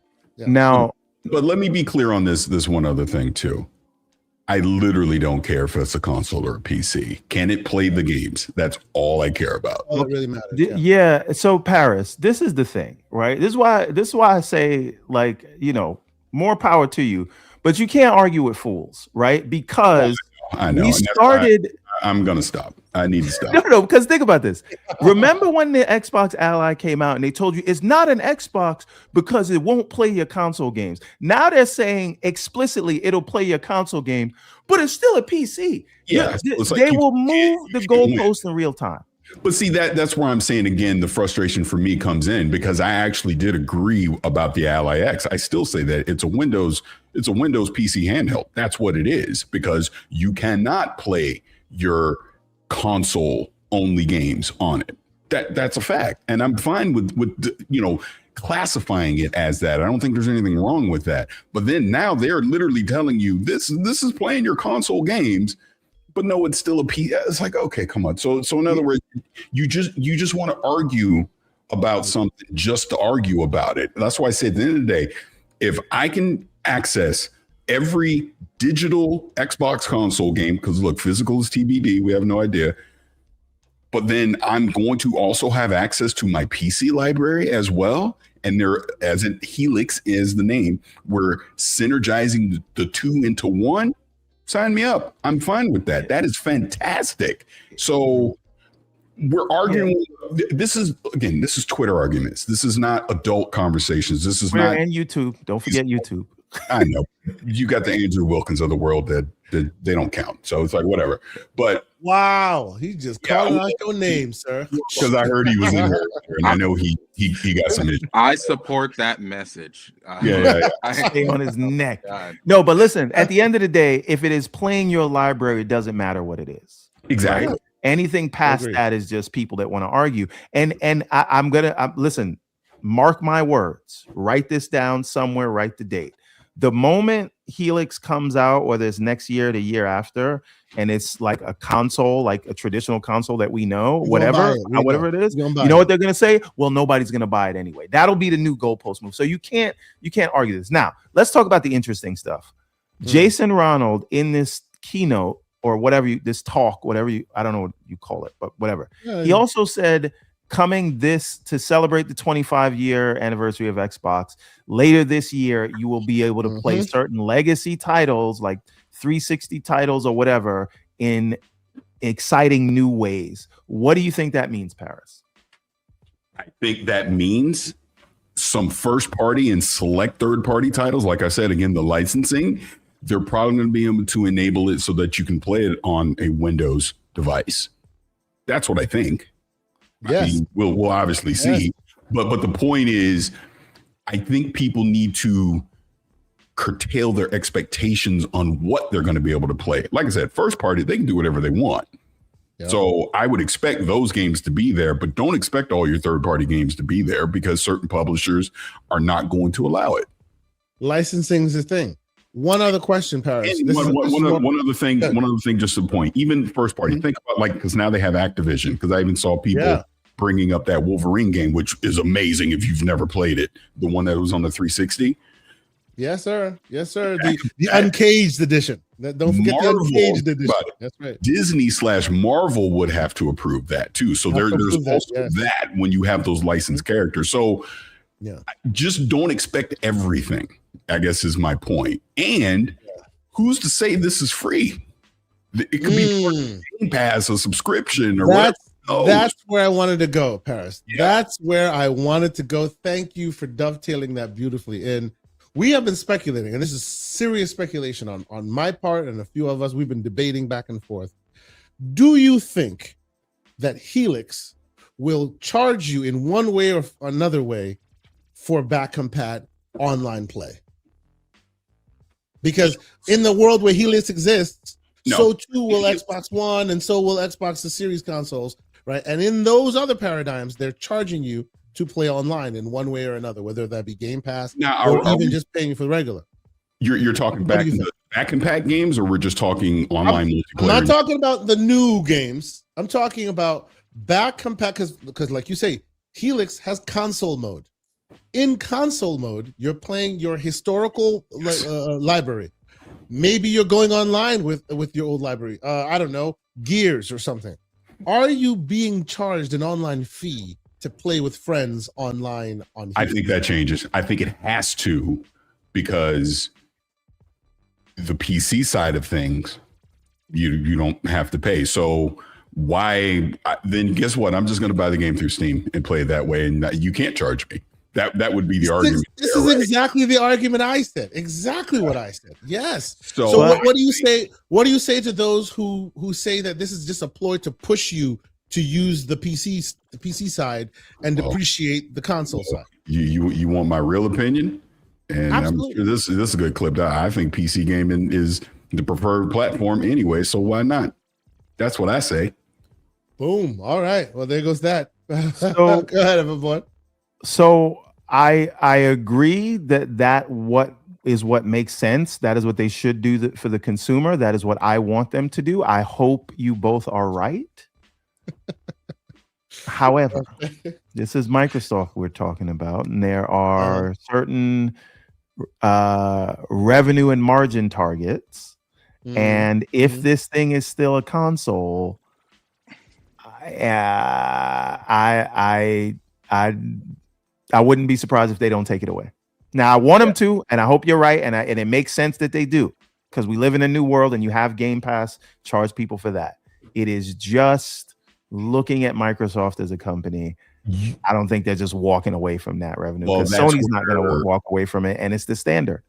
Well, this is where, and look, we'll see what Asha ultimately decides to do. I think Game Pass is changing. Just my personal opinion. I do not think it lives in its current form much longer. But you can't have Helix, which is essentially an open platform, now to continue to charge me for something that was a part of a closed platform, because I will just go to the open side of the platform.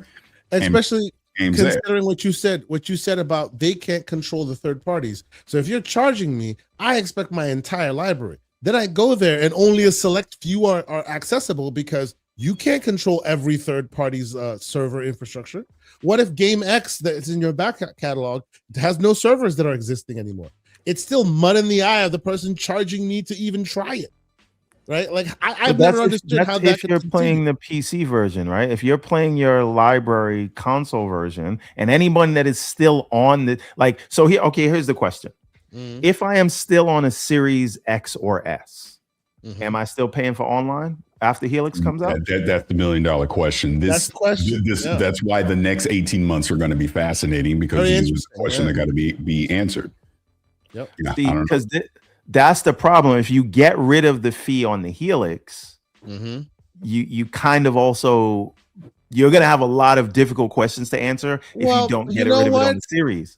You know what though? I actually think you can justify that, because you have a closed ecosystem where everything is filtered through that closed ecosystem, and that was how they justified charging you server prices and server upkeep and the like. Right now, you're moving to an open ecosystem. That open ecosystem has a lot more freewheeling. Anybody can bring whatever they want. So that doesn't mean that closed ecosystems paradigm has changed. It's still upkeep that they have to keep up. Right. So but this is what I was saying to you when you and I were having this debate.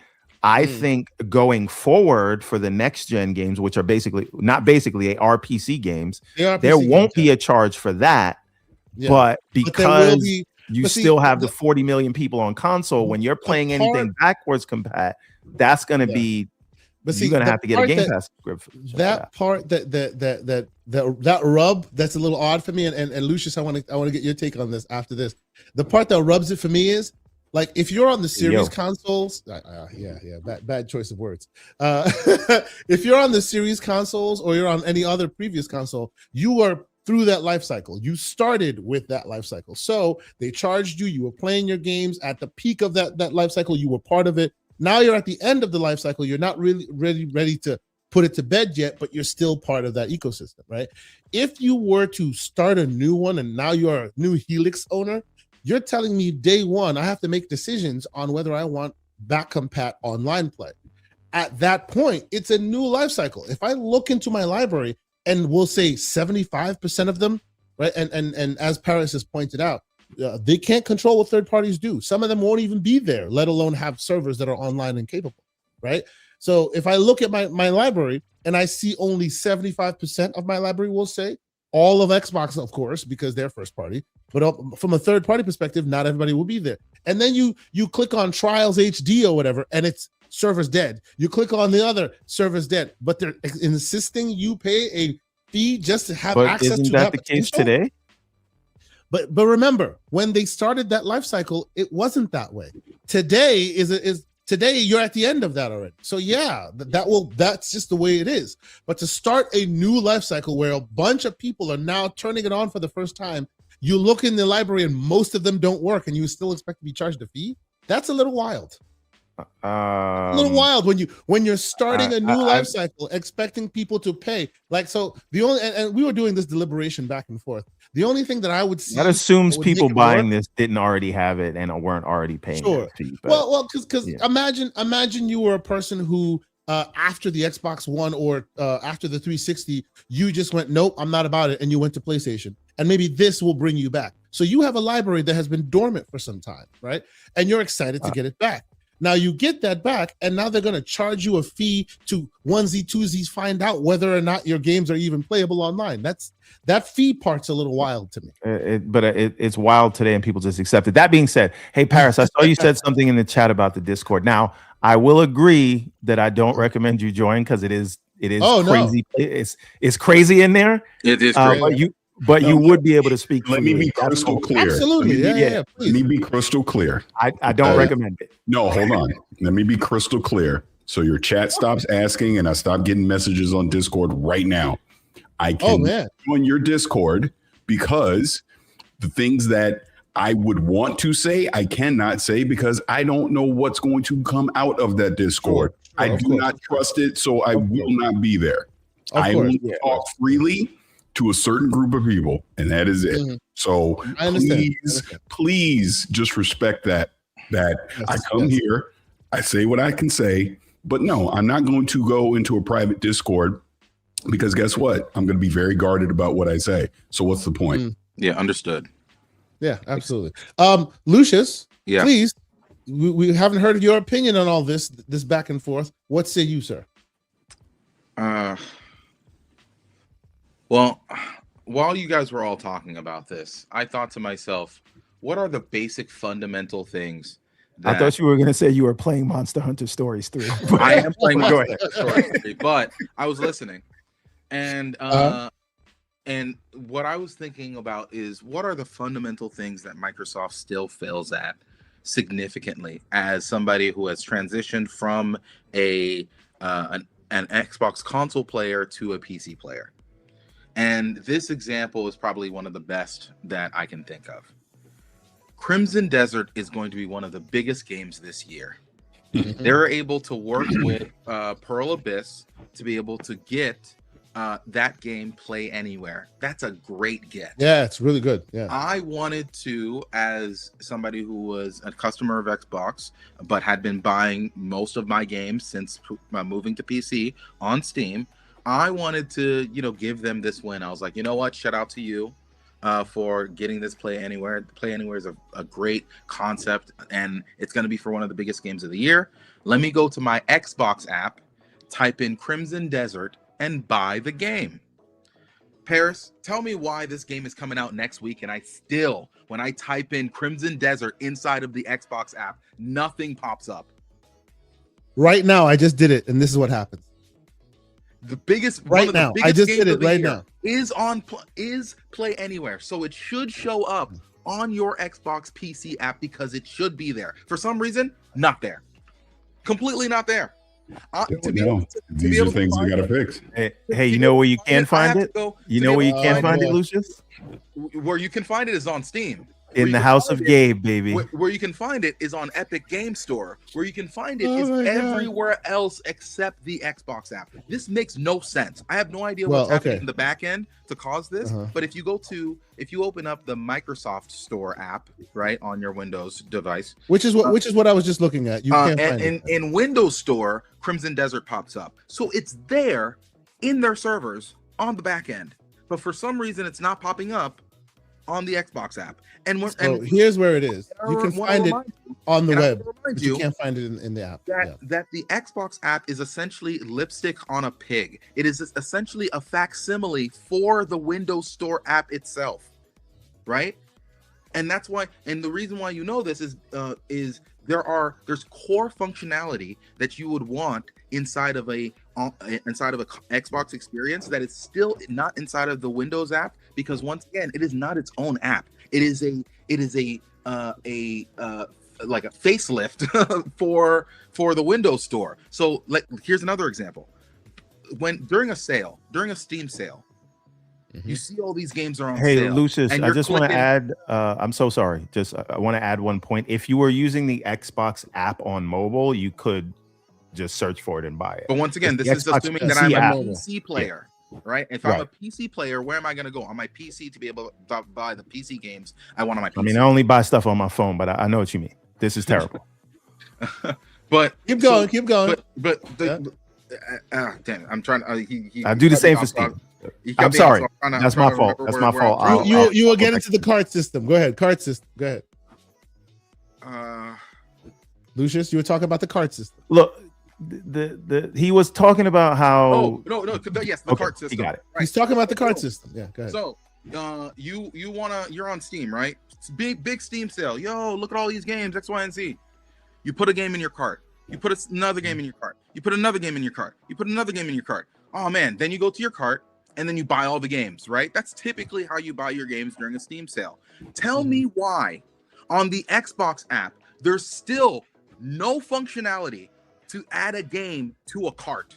You have to buy games one at a time. This is something that people flame the Epic Game Store for like 6 months until they fix the problem. And yet the Xbox app on my PC still does not have that functionality. And you know why? Because the Windows Store doesn't have that functionality. And because they never created a real actual application. They just created a little like online thing that's just lipstick on a pig. And so technically you can do it.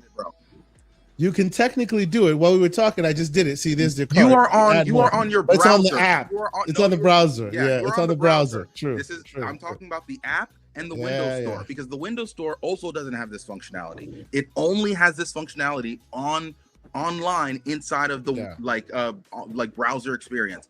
All of this doesn't make any sense. True. And how is it that I, as a PC player, you're telling me that this game is play anywhere and that I'm going to have access to it when it comes out, but I don't see it on my PC, on my Xbox PC app? How am I supposed to trust that? What if I buy it and, just like many other games in the past, it takes a couple days post-launch for it to be play anywhere? Show up. Yeah. There's no way to trust that it will be there, because if you're looking right now, you just don't see it. You just don't. And I'm not going to spend my money on hopes and dreams. That thing better be there. And I don't. Whenever I type in Crimson Desert, I get Crimson Skies. That's all I get. Crimson Skies so far. Oh man, you're not wrong, sir. They make it hard to give them money. They just at the end of the day, they are a business, and they make it hard for me to give them money, and that's absurd. True, that's true. So, Paris, I have to ask you, with this in mind, any talk from their perspective as to how they're going to unify those stores, make the store separate functionalities a bit more seamless? There's always been talk about their stores always lagging behind. That's why people end up day one going to Steam. Any more lip service to any of that, or that was not discussed? I will say again, someone way smarter than me may or may not have said to me, everything that we talk about that we would like to see, they also want the same, and may or may not already be working on it. I'll leave it at that. Well, enough said, sir. They better work on a cart function. This man's still on his grind. Good job, sir. Keep the boot on neck, because we need that. Absolutely. I am team throw out the whole current app and reboot the whole app. And rebuild the whole 100%. Let's put it this way: to everything that Lucius is talking about and what you're talking about right now, Everborn, the previous administration was not a fan of it. So do with that as you may see fit. Okay. Right. And here's the thing: I will give them some credit. In comparison to what the app was 2 years ago, it's significantly better. It's Oh, yeah. like from a functionality standpoint, I can install the games that I want and run the games that I want. And sounds crazy, but that's been a huge step forward, because a couple years ago, you would press install and you would have no idea if it would actually do its job. You would press uninstall and you have no idea if it would uninstall the game. And so basic functionality now, a lot of it is taken care of, and it is overall a snappy experience, but it still doesn't even come close to where it should be. And when you're competing with a behemoth like Steam, you have to be on your A game. And this seems to be like their D game at best. Pause. Big pause, sir. All right. I appreciate everybody here. We're having this conversation. We're going to continue, and Paris is here. So I want to talk about some Steam stuff real quick before we go. I want to talk Steam stuff, but let me catch up on a few super chats. They're building. Let's quickly address them, and then we'll get back to it. I would like to spend a little bit of time on Marathon. I don't know who here has played it and what we think about the numbers. We can do that. We can do that as well. We'll save that for the end. That's the quick combo. Sure. The Great Soul Tech, $2 super chat. He says, please like and subscribe. I'm gonna say yeah. I see what you did there, sir. Don't do that to me right now. That's not cool. Shout out to Soul Tech. Anyway, if you know, you know. Parasite 82 Green, who's a member for 8 months, says, happy Saturday. What's up, my fellow graybeards? Man, we are having a good day. Thank you for being here. It's been a good conversation so far. And then I love coffee for the $5 super chat. He says, yeah. Okay, what is this all about? I'm not gonna fall for the bait, sir. We're moving on. And then Mr. Dashi 87 with 50 MX, which again I think is pesos. Thank you so much. He says, what fascinates me is all the incentives that they're giving to devs to build on Xbox. Free PlayFab, no NDAs. I don't want to hear any more excuses. Yeah, that is a good, interesting thing. The whole free PlayFab thing was it was wild to me. I feel like that thing is worth so much, and they just kind of giving it away for free. Maybe because they want more of the dev community to adopt it. Interesting times for that. We'll get back to that. I wonder if that still comes with the lessened cut, and if that the 12% cut, does that apply to? I know it applies to Windows Store, but does it apply to games in the Xbox Store? And will it still apply if they're giving you free PlayFab? Now, from what I understand, that 12% was an incentive to get people to do Play Anywhere as well. And and so what the current contract looks like, and I could be wrong, I want to say that very clear. It seems as if to get to that 12%, there are things like Play Anywhere that you have to do to be able to maximize your thing. So it's really incentivizing more devs to be like, hey, we understand that you want to double dip where you can, and so by foregoing this double dip, you get a larger percentage of the sale in X, Y, and Z. So I hope that all works for them. I think from a developer standpoint, it's great because you get more money, and developers need as much money as they can to be able to survive inside of this industry.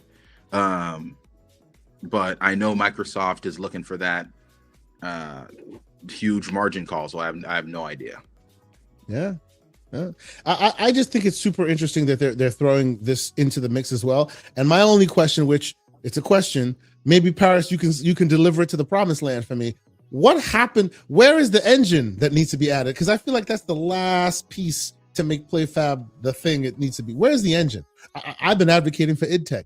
Throw IdTech in there. Let that be a competitor. Like, come on. That would have been so cool if they had. Yeah, I mean that's a great question. Yeah, I actually agree on that. Yeah. All right, so I love coffee with a $5 super chat. He says, put that 8 a.m. meeting on your teams for Monday, sir.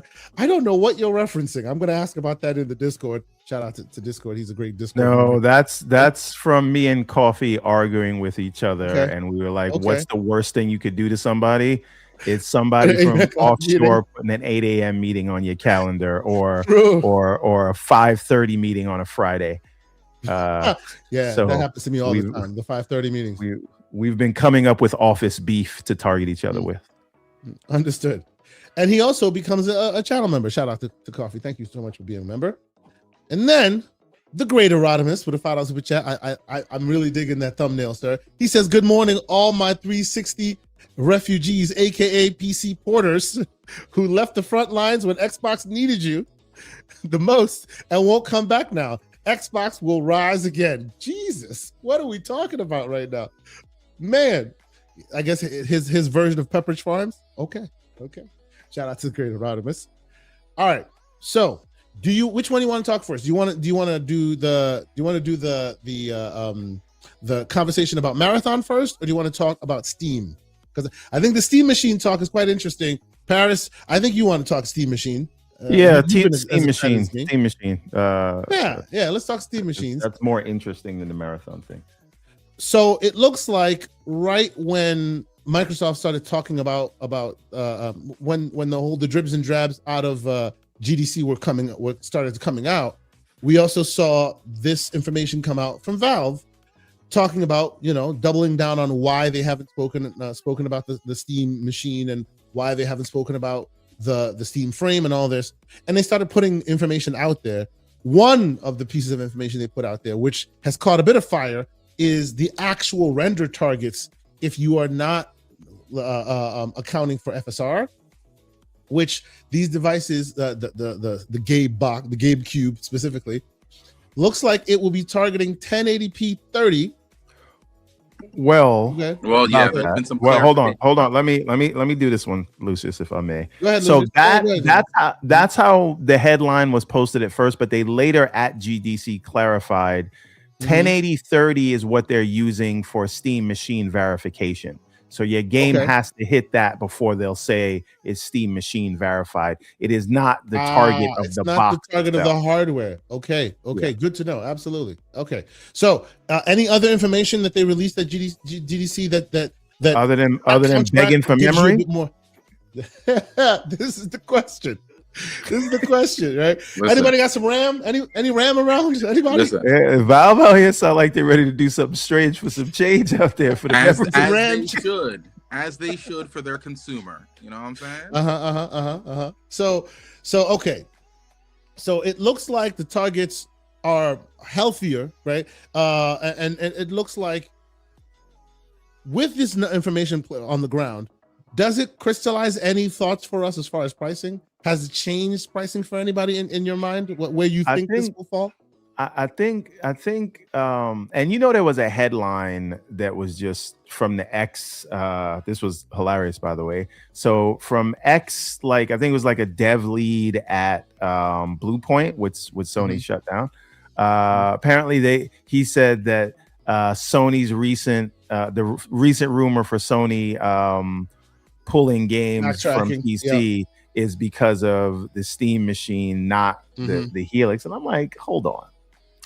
So you're worried about the device that can't even find memory and is not going to be on store shelves and is going to have way less performance.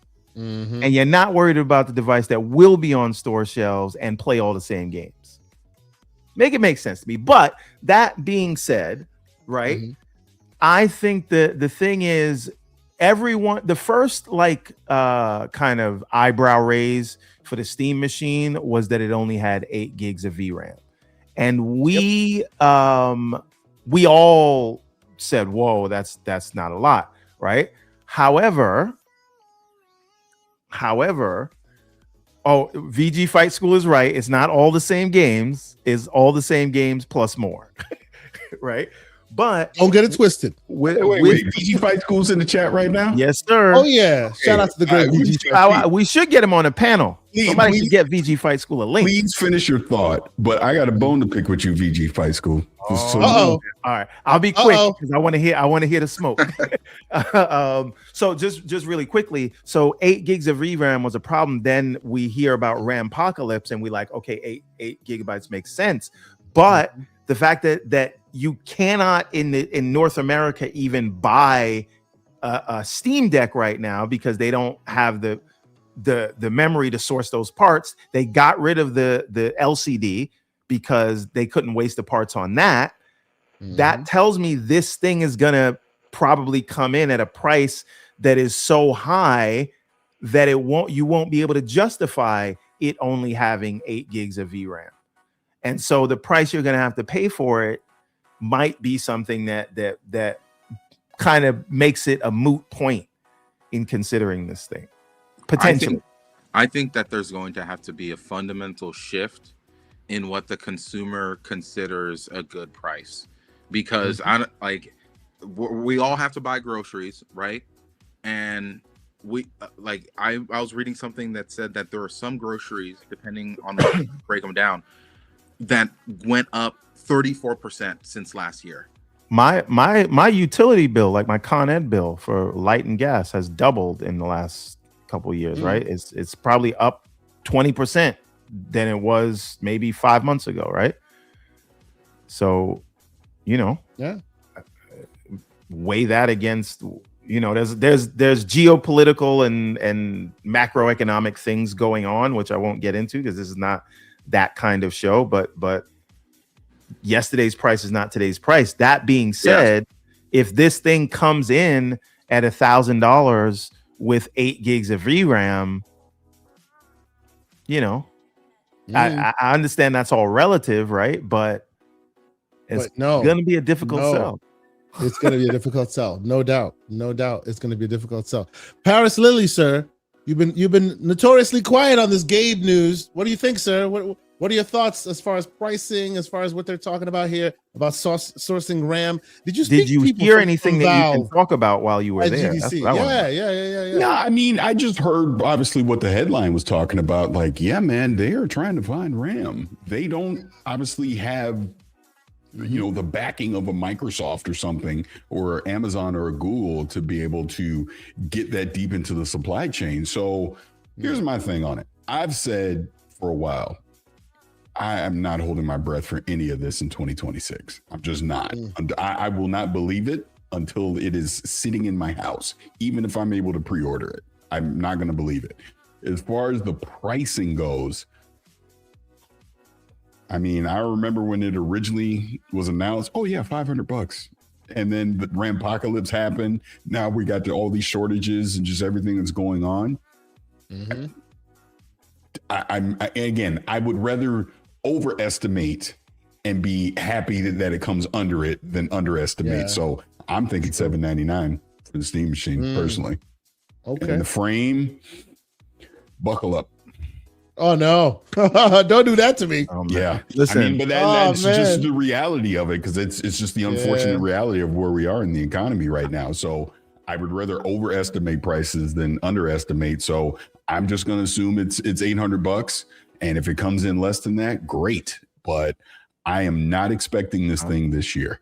I'm just not. And I'll say this: and if it does come this year, very limited supply. Yeah. Good luck, ladies and gentlemen. Steam machines. The Steam store is going to break when that thing comes out. But again, I don't even think it's going to be $799. I think it might be more. Yeah, it might be even more. The way things are going. Ladies and gentlemen, VG Fight School enters the chat. What's going on, VG? Good morning. Good morning. Well, good afternoon at this point. We hear you. Yes. Oh, cool. How's it going? Hey, Paris. Oh, we're good. Good morning, sir. Good morning. I was summoned. No, it was really a thing of, because you and I responded to you on social media when I'm talking about all the backwards compatibility stuff and all that, and I don't know if you were here when I was talking about it before, but it's just licensing with a lot of the stuff. I just would not expect to see everything come to PC because of licensing. Third parties are going to want you to double dip instead of just letting you have a free reign into essentially another platform beyond the console. I saw that. I mean, the way they did the backward compatibility for, say, maybe the 360 to Xbox One and then Xbox One to Series. And again, this is because I don't know, I've not necessarily carried on an Xbox library for a long time. My Xbox library is pretty lean and fresh in a sense. So do you think that they'll be able to implement it that way where? Yes. Okay. I think Helix, you're fine. if you own it in as a quote unquote Xbox console game, I think Helix is going to be able to play it the same way the Series X and the S does today. I just think people expecting your Windows 11 or / Windows 12 PC to have full access into back. I don't think that happens. I guess that was the point that I was making. Okay, that makes sense. To that gentleman's point, where he was asking, I would wish that they would, make it available for, PC gamers. I don't see any reason why they wouldn't. That's where I was like, well, apparently, I mean, that has to be the selling point of the Helix itself, because Xbox is priding itself on features and all kinds of other things over exclusives. And so once I saw it, I was like, well, that's probably the thing that's going to make you buy one, because there are games that are, hidden gems. And I know as we brag about 100,000 games on Steam and all that, but there's some games that were hidden in the consoles that never made their way to Steam's platform. And they're literally locked on the consoles. For instance, Dead to Rights is not on Steam, even though it was on PC back in the day when it came. I remember playing it on PC, but I think you had to buy either a physical disc or you had the digital install file for it. So there are titles like that aren't on Steam. They're not on Good Old Games. They can be emulated, but that's a whole different conversation. Blue Dragon is another example.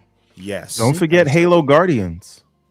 Yeah. So Helix will probably play Halo Guardians. Oh my gosh! Oh my goodness! Yeah, heads are gonna roll. God, what was I going to say? So I think it's fair. I can say this isn't, betraying You're among friends, crazy like that. Only a few people watching.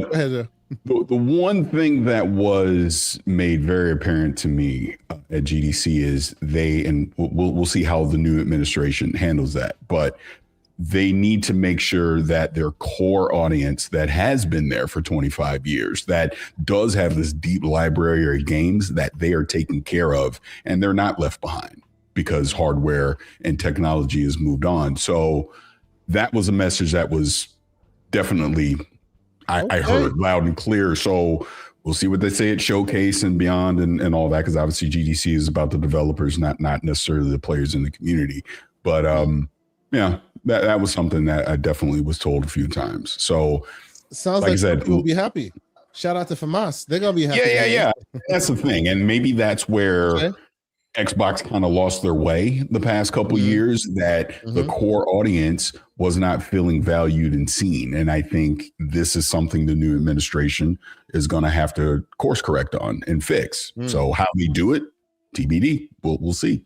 But I think Helix is a part of that equation, in that Helix is going to be a box that your legacy library is going to go with you. So you don't have to worry about, well, I got to keep a Series X or an S to play these games. No, they're going to make sure those games are still compatible on Helix. All right, that's pretty cool. I'm looking forward to seeing how it actually, plays out. To be very honest, I'm just more delighted that they actually are working on the iteration and calling it exactly what it is that they want to call it. They've called it everything. If you look from Satya Nadella from the top all the way down, where he said, we made the console basically as a PC to streamline gaming, and then they're calling it a console that's going to streamline gaming and also carry the attributes of a PC. I think that's really where it shines. So it's a multi-layered feature-filled product, and it really does stand out in the entire market. I mean, it places it in a whole different category. And I'm a PC gamer, big time. I would say I'm a huge fan of Steam and Good Old Games and just how their business proposition is, right?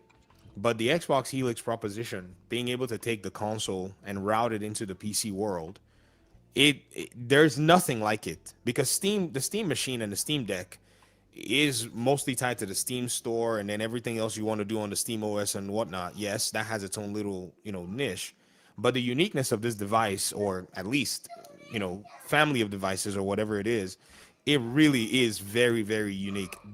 I don't think Nintendo or PlayStation will be able to iterate like this for a very long time. I think what this does is it might drive them back into their own old school business, and then they have to find something that stands out to appeal to their audiences. Exclusives, question mark. Okay, maybe. But this is beyond the old school way of doing things. This is really good. This is very subversive. It's designed to So throw the market off, in my opinion, anyways. let me throw a final question at you guys, and this will be something interesting that hopefully will spur a bit of more conversation before we get out of here. We have heard there's been a lot of back and forth in our Discord communities about why Steam and Microsoft working together and how they are represented as quote unquote first class citizens on the Helix and on that platform, right? Will Steam help them sell the message? Because let's be clear, if you're selling the message of a Nexus device, right, the best part of console and the best part of PC is Steam. A lot of people, there are lots of stores out there right now, but the big ecosystem, the focal point of PC gaming right now is Steam, right? In addition to all these other stores, but that is the representative of gaming, right? So the question has come up numerous times about why would Valve want to assist them in selling that narrative? Why would the communication or relationship work in a way that would then be fruitful and useful for the Helix device? Because now you can use that as a selling point, right? I would contend that with recent information that we're now seeing from Valve going, anybody got RAM? RAM, anybody? Please, can you get us some RAM? Not being able to tell us when the device will come out, having a target or having people question how hard those targets will be as far as hitting a performance point and all that, all because of the RAM and all the issues we're seeing. I would contend that now is the best time for them to have a fruitful relationship with Xbox, because where Helix goes, so too does Steam. Am I wrong in that? So yeah, to that end, right? If you really want a 30,000 foot view, the Steam machine and theoretically the Helix, if it does what we all think it's going to do, they serve the same purpose to Valve, right? To deliver the store. Can we get our games and the games from our store in the living room for people who want to play in the living room? The Helix does that for Valve, and so does the Steam machine. And the difference is the Helix, the people who make the Helix, their parent company just secured an exclusive deal for memory with SK Hynix, and they have all the retailer relationships that Valve does not have. And if feel how you want about it, but if you're one of those people who believes people will just get the Helix and buy games from Steam, then of course Valve will want to be a part of that, right? Yeah. So there's something that's really important with Valve's business model that is not usually on the forefront, and that's their developer pipeline. For them to grow to 100,000 games, let's just take a percentage and cut it off as, say, shovelware or whatever. It's still a massive library. They fostered a very wonderful, streamlined relationship where if we all were determined, we could publish a game by Sunday evening on Steam, in a sense, right? I mean, that's I'm exaggerating there, but not too much though. You're not exaggerating that much. Yeah, it can be done. Absolutely. It's basically like the YouTube of, gaming platforms in that regard. So as much as their hardware still, fits this particular niche, they have a very massive game library that makes them still very significant in the whole conversation. So the space that Xbox is wanting to carve in, and even Epic Games is starting to see a rise as well too, because their pipeline is in the game development side. So them providing the Unreal Engine pipeline, supporting developers in the making of the games has been very strong. I think it's probably the strongest in the last few years in the industry from any given company, supporting AAA, indie, and just everybody out there. So all of this together, like you're saying, the relationship, it's gonna have to span as well, not just with Epic, but also not just with Steam, but with Epic Games and the entire thing, in its own right. So that's where I see the Helix being, in my own estimation. That's why I'm pointing it out as this unique piece, because Epic and Steam have their chasms there, like there's a divide. And yes, there's a divide between Microsoft and all the others. That's why I see Microsoft actually probably bringing everything together, because Windows is where all these guys come to play. After it's all said and done, even with their little demarcations and their little dividers, they all come to play on Windows. And if they can pretty much harness all that, I'm I don't think people really understand. And this is not something that's going to happen overnight. Everyone's still got their little pockets and their little, whatever, but we're going to wake up one day, I think, and Microsoft's gaming arm is going to look like Azure. It's just going to be so weird. Like, we're not going to really know how it happens. It seems like everything is all over the place. It seems like they're accommodating everybody. How are they even making money or whatever it is? And people are asking these questions. And then before you know what's going on, you have a gaming platform that, I fear to say it, that would probably be untouchable in many cases, because they've opened it up. Now. Regulators, I'm putting up what we're saying. Regulators won't be able to touch it. They'll be like, oh, look, it's pro business, it's pro consumer, it's open. Ugh. I don't know, man. I think if they want to compete against Xbox, they're gonna have to do much better than, and I'm talking about PlayStation side. They're gonna have to do much better than actually trying to say exclusives, because we can route it and find out that so-called exclusives are going to be playable on Xbox anyways, as their live service games are their major production, and all of them going to go to PC where Xbox lives. It's a very interesting. It's interesting times ahead. Don't forget China Hero Project and second party games. But again, I digress. I don't want to rehash that last week, because I got a lot of nasty comments from the chat. Oh yeah. Oh, they were coming for you in the comment section, boy. That's funny. Big mad about that one single player game that you might get every year. But anyway, so go ahead. Yeah. No. I just think just to encapsulate this, and then we can move on. I think there was a lot of talk about the console going away in favor of PC, and it doesn't seem as though that's what's happening. The console lives on. It just so happens that the games that are played on it from an architecture perspective will be the same executables that run on PC. Right? Yes, that's true. That's what's happening. And what the convergence of PC is that you have Xbox mode, which will give you a better gaming experience on Windows. And I'm assuming that the UIs will sync up eventually, right? So let's crystallize the question even further, like the Valve part of this, right? Because everyone says so, and I agree that in order to make this thing sing from a consumer perspective, hey, you want one of these, even if you're a PC gamer, there needs to be some kind of Valve component there that is brought up as a feature, right? Hey, you can also play Steam on this thing. And the question always comes, I don't think they'll ever say that. Well, there you go. Why would Valve want to help them sell their message? Why would Valve want to help them make this box, this ubiquitous thing, when they have their own aspirations to come to your living room? For the software piece.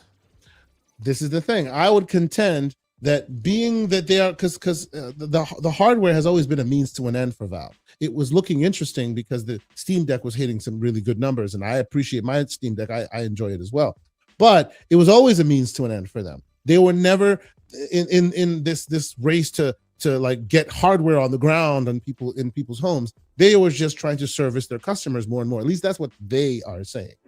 But I think with the issues we see now with Rampocalypse and the like, right, and maybe you can take this, Lucius, Everborn, and then I'll go to Lucius. With the Rampocalypse upon us, now the reframing of, well, we can't get this to the people in a righteous price point. Why not piggyback off of the Helix, which itself is delivering their message anyway? What do you think of that, Everborn? Yeah, I think the only thing is, if you're Valve, you have right now you are the default if you're Steam, right? Yeah. You have to worry about, well, wait a minute. I'm going to help these guys use my name and my store to sell their box. And in their box, they're going to control the default experience. And what happens if people do buy the next Resident Evil there instead of here? And how often do I have to worry about that? Right. So not saying that that is going to stop them, but it's something they're going to have to keep in mind. You don't want to make it too easy. Well, the only place that I see that would not be as much of a factor is the fact that they themselves are the tyranny of the default when it comes to PC anyway, right? And secondly, they relying on Windows. Windows has become the monopoly it is in gaming, even though at last count, I think Android beats them finally. But still, on the PC gaming front, Windows is the name of gaming. So both of them have a strong position in not like messing with the other, right? You need them for gaming, Valve. And Valve needs them because 99% of the consumer base is still on Windows. So neither of them can really screw the pooch too much because it could potentially lead to them ruining their own position, right? So it seems to me that all the weird situation that's happening here in the world, economic and otherwise, is pushing them in a position to work together because no one can get to that promised land without the other. Am I wrong here? They both need each other in this specific. Yeah, but Valve would prefer you're running big picture mode on that Windows PC that they need. Absolutely. Absolutely. But remember, they would prefer it's big picture mode because they know they can't sell you SteamOS. You're not playing Fortnite that way. Gentlemen, they still need that guy, right? I want to toss a question. I want to toss a question in this your conversation for you guys, if you want to consider it. What do you guys think with all of this? Microsoft's approach is gearing towards, especially with their new announcement that PlayFab was now going to be somewhat gratis for developers of their games on Xbox. How do you guys see that in context of all of this? So I'll take it first, and then Kay, you jump in. So from a strategic perspective, one of the biggest issues with the Xbox store on PC right now is that it doesn't get even a fraction of the games that come to Steam, and it doesn't even get as many games as comes to the Epic Game Store. So developers right now, for whatever reason, and it could be technical issues, it could be certification issues, it could be they just don't like the Windows Store and I'm not saying for bad reason. Windows Store has a bunch of issues, but by and large, most games that come to Steam do not also come to the Xbox store. So you want to change that. And a way to change that and incentivize people using your store is say, hey, you need to right now pay services that will handle your leaderboards and your multiplayer and all that. And we'll give that to you for free across all the platforms. So not just free when you're here, free when you're on PlayStation and Valve and Epic and Nintendo. We'll give you all that. And now you put the thing in our store. And once consumers have the expectation that most games will come there, they'll feel comfortable. Because right now, what happens with me, if there's a game on the Xbox store and it's on Steam, I'm going to buy it on Steam because I'm amassing a library there. And I know not everything comes to, and somebody who plays indie games like me could tell you this very well. A lot of the games that I buy just don't come to the Xbox store. So even if I wanted to buy them there, console, many times I couldn't. No, forget about console. I'm saying the PC store, like the Xbox PC. Okay. Right? And so they need to change that in the minds of developers and give consumers confidence. And this is one more way to do that. I will say another reason why the PlayFab edition is an interesting one is it's much like the example of Helldivers 2, right? It blew up, became super popular. No one knew that it was basically being backed by Azure. Once you have them as a developer, like using your tools, now it becomes a back-end situation that, because the tyranny of the default, both in development also happens, where if you have a tool that works, a development environment that works, you tend to use that more. So if they're seeding the ground for PlayFab left and right, there's a chance that PlayFab as an ecosystem or as a developer delivery device becomes ubiquitous as well. Right, which is super, super interesting because there will be a time where everybody's developing on Azure. Now, my only piece of the puzzle that I was talking to Paris before about, and I still reiterate, all y'all need to do is just add that final piece to make it super interesting. Add an id tech. I know it can't compete against Unreal Engine right now, but if you start adding that in, eventually it could get to a place that it could actually offer competition. I feel like Microsoft is in a unique position to one day be able to present competition to Unreal, because Unreal right now is becoming the ubiquitous like industry standard, and for right reasons, but it also comes with its own burdens. I feel like this is the way you add another one in the mix, and we'll see where they go with it. I just think that they should consider it, because eventually 10, 15 years from down the line, you don't want Unreal being the only engine out there that can do what it does. You still want competition in that space. And I feel like this is seeding the ground to getting us there. Lucius, you've been quiet for a little bit, sir. What do you think? What do you think of Valve and Microsoft's relationship going into Helix with all the situations on the ground? I know you pay attention to this as well. Does this give you an opening for Valve and Microsoft to work together to bring these games to people in the living room? What do you think? This is a rare example of a potential double Trojan horse, where Hey, both Lucius, sides- I'm sorry. Somebody, Wade Johnson in the chat is coming for your neck. Ooh, Wade Johnson. No, it's not. So Wade Johnson, I will say, Obviously, Wade I Johnson, literally started you this. can't understand words because you didn't hear the things. No, that no, came don't out do of this. our Don't do mouths this. Don't and do didn't this. see Don't the do this. screen Don't do because this. we Don't weren't do talking about the Xbox store. We were talking about the Xbox, The Xbox PC app app. Please on PC. unclog your ears. Damn. Go ahead, sir. All Go ahead. right. Don't Wade I Johnson. did it. I did that just for the rant. It was worth every penny. Okay, go ahead, Lucius. Continue, please. Damn. All right. What was I saying? No, you were talking about the double Trojan horse. Yeah, so it's a double Trojan horse situation where both parties understand that they have like a secret knife waiting to stab the other one, but they hope to benefit off of each other, and it's to say whose knife hand is faster. Troops inside the same horse. Yes, yeah. Two different troops inside the same horse. Okay. It's a very weird situation, but I can see how they can both benefit from this. But as a Xbox player who moved to PC, and the reason why I moved to PC wasn't because of fidelity or whatever, though I do have a very powerful PC.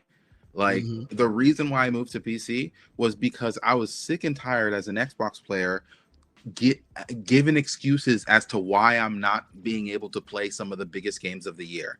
Right, I wasn't able to play Baldur's Gate 3 when it first came out. I had to wait a few months. Then I wasn't able to play what is it? Black Myth Wukong, right? And the Black Myth Wukong one hit the worst because it was like 3 weeks before launch.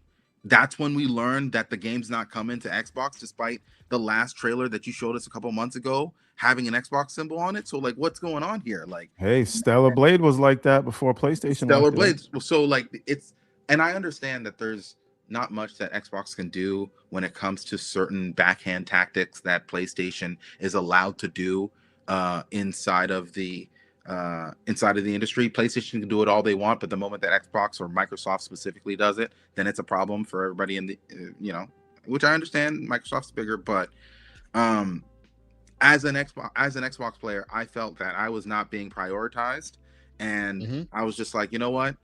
I still like Game Pass. Game Pass is still a great thing, but if I'm a gamer who wants to play games, I need to be able to get a PC. Simple as that.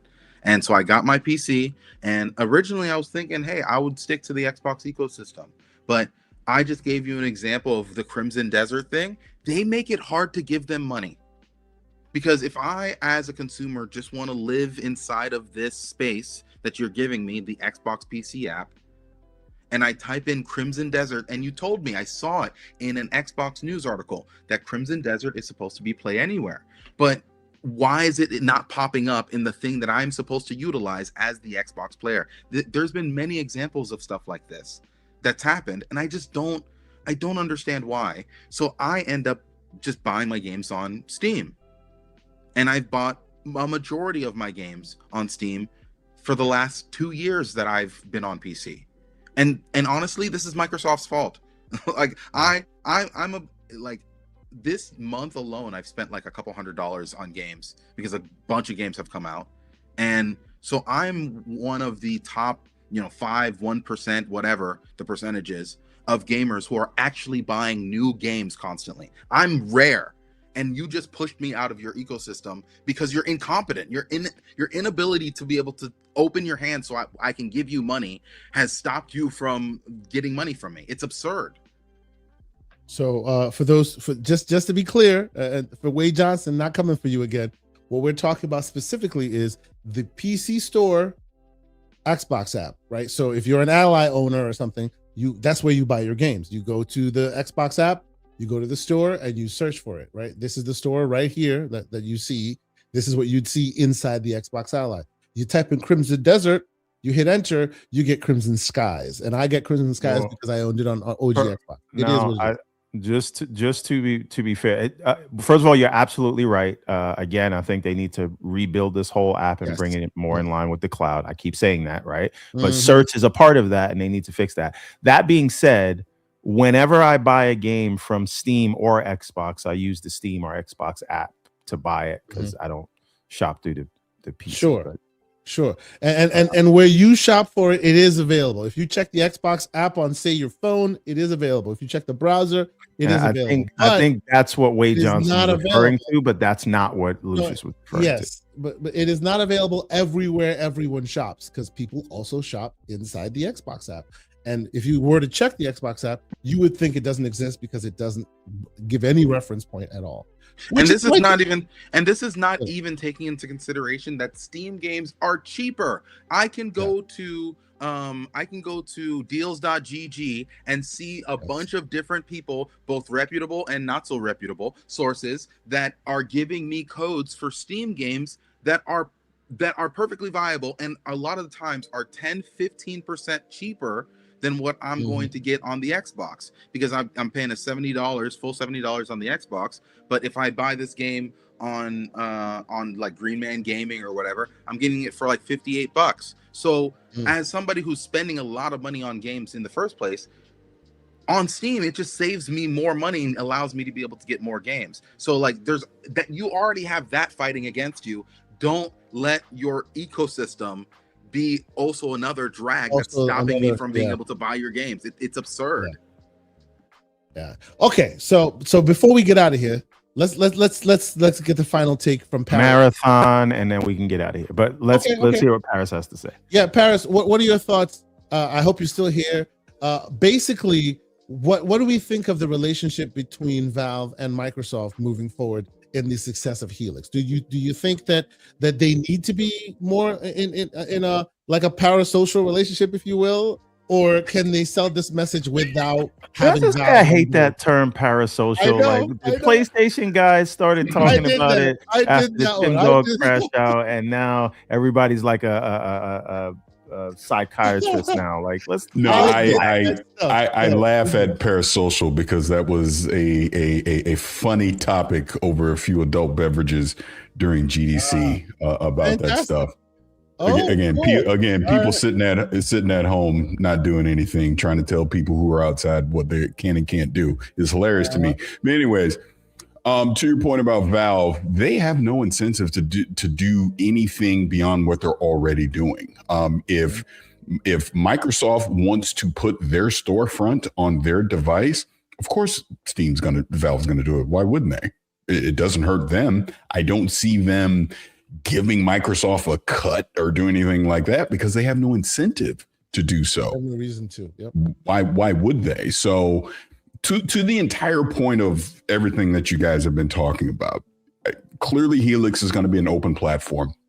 We're going to be able to play our Steam games on there. And when I think about myself and I look at all the games I have on Steam, I will, and I think Lucius even said this, Play Anywhere is the only thing that would get me to not buy a game on Steam right now, right? But the more quote unquote access points you're giving me for Steam, again, I don't have even Play Anywhere isn't necessarily that incentive to get me to not buy a game on Steam if I'm seeing it on sale or whatever the case, right? They are the dominant PC storefront. They just are. GOG is great, DRM free, Epic. Epic will give you a free game every now and again. I'll check that out. But that's right. I don't see any way that Gabe goes, well, yeah, we need to partner with a Microsoft, because the answer would be for what? Yeah. Well, there is no reason for them to do, because think about it. Xbox puts their games on Steam. And as you notice, the newer Xbox games going on Steam, guess what you can do? You can sign into your Xbox account. You can grab all the achievements and do all these things, cross progression across Steam back into, like, these are reality things that are starting to happen now. So no, Valve's not going to change anything. I don't see why they would. So one thing I'd add, right? There's different levels of a partnership. You are correct. There's not going to be any money exchanging hands. But is there a world for such a partnership to exist where Valve says, hey, let's work together, let's create some API so you can display stuff from my store like metadata and entitlement? Yes, so that needs to happen. Yes, yeah. yes, Right. yes. This So is what we're talking. if I own a game, right, and I'm signed into Steam, I can see it and choose to download it right here within the app. I think a partnership like that can happen because it helps Valve and it allows people to play their games on this thing, and you still have to go and buy the game from Steam so they don't lose. So to that very point of what you're talking about, and this, I'm sure everyone right now has that complaint that owns an Ally X. You have to use a third-party app called SteamGrid.db to pull in artwork for your Steam games. That, again, the things that we talk about, they talk about too. And so they know this is a pain point for a lot of people. So exactly what you're saying, Everborn, there does need to be some kind of collaboration so that when I do have a Steam game installed on Helix or in the quote unquote Xbox mode on my Windows PC, when that shows up in my Xbox app library, it needs to automatically pull in the artwork for it so that I don't have to do an extra step to get that to work. That 100% needs to happen. Well, I would take that a step further, because how do you install that game on a Helix that is on your TV, right? How you're gonna go to the Steam store to do, or the Steam library or whatever the case. I mean, to your point, it'll be like, I know how we do it right now on Windows, right? But how they do that in Helix is TBD. How are they going to allow that? I would imagine, this is just me, Microsoft isn't necessarily going to want to make it easy for you to install a Steam game onto Helix. You will be able to do it, but they'll probably make you jump through a couple hoops to do so. But then they want their unified UI library to look clean. They're not going to want that to look the way it does currently on the Ally X. And to be fair, on a Steam Deck now, they allow you to play these other games, but you got to go into desktop mode to go get it and then manually add it to your library one by one. So, because here's one other point, and I mean to cut you off. I apologize. One other point. I'd bet money they're not going to let you buy a game on Steam on Helix. You would have to go outside of Helix to actually purchase it, add it to the Steam library. Now that it's in the library, sure, you can download it and play it, but they're not going to give Gabe free reign to let you buy games on Steam and take advantage of that. That I don't think happens. So what you're saying is, you say outside of Helix, you don't see a browser that lets you just go and buy it on Steam.com? Oh, you mean on Helix? The mobile app. I don't understand why people like buy these things on your phone. But this is what I'm saying, Kay. Inside Helix, you could do it. No. You hear me out. Sure, okay. There's still going to be the browser. You will have to jump through hoops to be able to do it. Is my point. They're not going to look. The easiest way that you will be able to buy a game on Helix will be that Xbox store. They're going to make that very easy for you to do. As they should. Any other third-party store, no. They're going to make you jump through extra hoops to be able to do that. So to the point, the easiest way for you to do it is going to be able to go to the mobile browser or go to your PC and purchase it there. That's what they're going to do. Yeah. The only thing I'm asking is, because this happens right now, there are many like third-party launchers that you can sign into Steam, and they use public APIs that Microsoft can't use because of the scale they are. But because these are smaller things, they can do it. There's public APIs that says, hey, these are the games you own on Steam. We're pulling in the metadata. Do you want to download it? And then it'll download it right within that launcher, right? Without going to the Steam app. That exists today. My question is, and it's not for anybody to answer, but what I'm hoping is that they can work out some kind of deal with Epic and Valve to just have you sign in to Steam and Epic, and if it's in your library, you'll see a little icon for it there, and you can download it right there within the Xbox. I mean, Everborn, they are literally building a database where you no longer have to deal with compilation stutter. They can build a database of well, they can do whatever they want. Is Valve and Epic gonna let them? That's what the conversation. Well, so the they don't even, and there's even a world where Valve and Epic doesn't have to let them, because a lot of these games are uniquely the same on all the platforms. You just can't pull from Valve. You can have your own database that has it, that you can put it on top of when you see the game. And let's reiterate, because I said this at the top for people that didn't hear me talk about this earlier. They still have not directly confirmed that Steam will be on Helix. True. They just say PC games. So look, we're obviously going off of previous comments, what Phil said. We're making our own assumptions, but they have not specifically said that yet. So no doubt. Just put that out there. We're making assumptions right now. PC games. They haven't spoken of anything besides their games. They haven't even spoken of third-party hardware vendors entering the market. There's a lot of speculation. Absolutely. Go ahead, everyone. And just to be fair, even in the lead up to the Xbox Ally, they would just say PC games. They'd never explicitly call out play your Steam games, even though you could see it in the artwork and everybody knew that you could do it. They just didn't say it. And I think it's for just like legal or whatever reasons. You don't want to be advertising these guys, and they might not like that you're doing that. So they're I think that's what that's about. VG, his time has lapsed with us. Thank you, VG Fight School, for being here. If you're still around, sir, please take your victory lap. We always appreciate you jumping on here. You know you have the invite. Use it whenever you need to. I'm running. Anime style, everborn, just repping. Thank you, appreciate you, sir. Listen. I just want to say shout out to VG Fight School, because every time I see something on the internet that's dumb, I send it to him, and then we laugh about how dumb it is, and then within hours there's a VG Fight School video about it. I don't know how he does it. The turnaround time is so quick. Shout out to VG Fight School. Right, where can people, with all your ongoings, tell the people where they can find you? I'm sure they already know. Tell them. VG Fight School, YouTube, man, and Twitter. Sometimes fighting, just squabbling. Get your squabble game up. Watch yourself. I don't know how you do it, but I appreciate you, sir. Thank you all. Right. Thank you. So I think we're close to the end of it here. Lucius, I want to give you a chance to give your final takes on this. I understand you got some gripes. You're still doing what you're doing. I will tell you that I was able to acquire a Crimson Desert for $57. Of course, it was a Steam sale. It is what it is. Deals.gg. You can go find that yourself. I give that to you later. It is what it is. I got that on Green Man Gaming. And don't forget Marathon, as Fuzzy Belvedere says.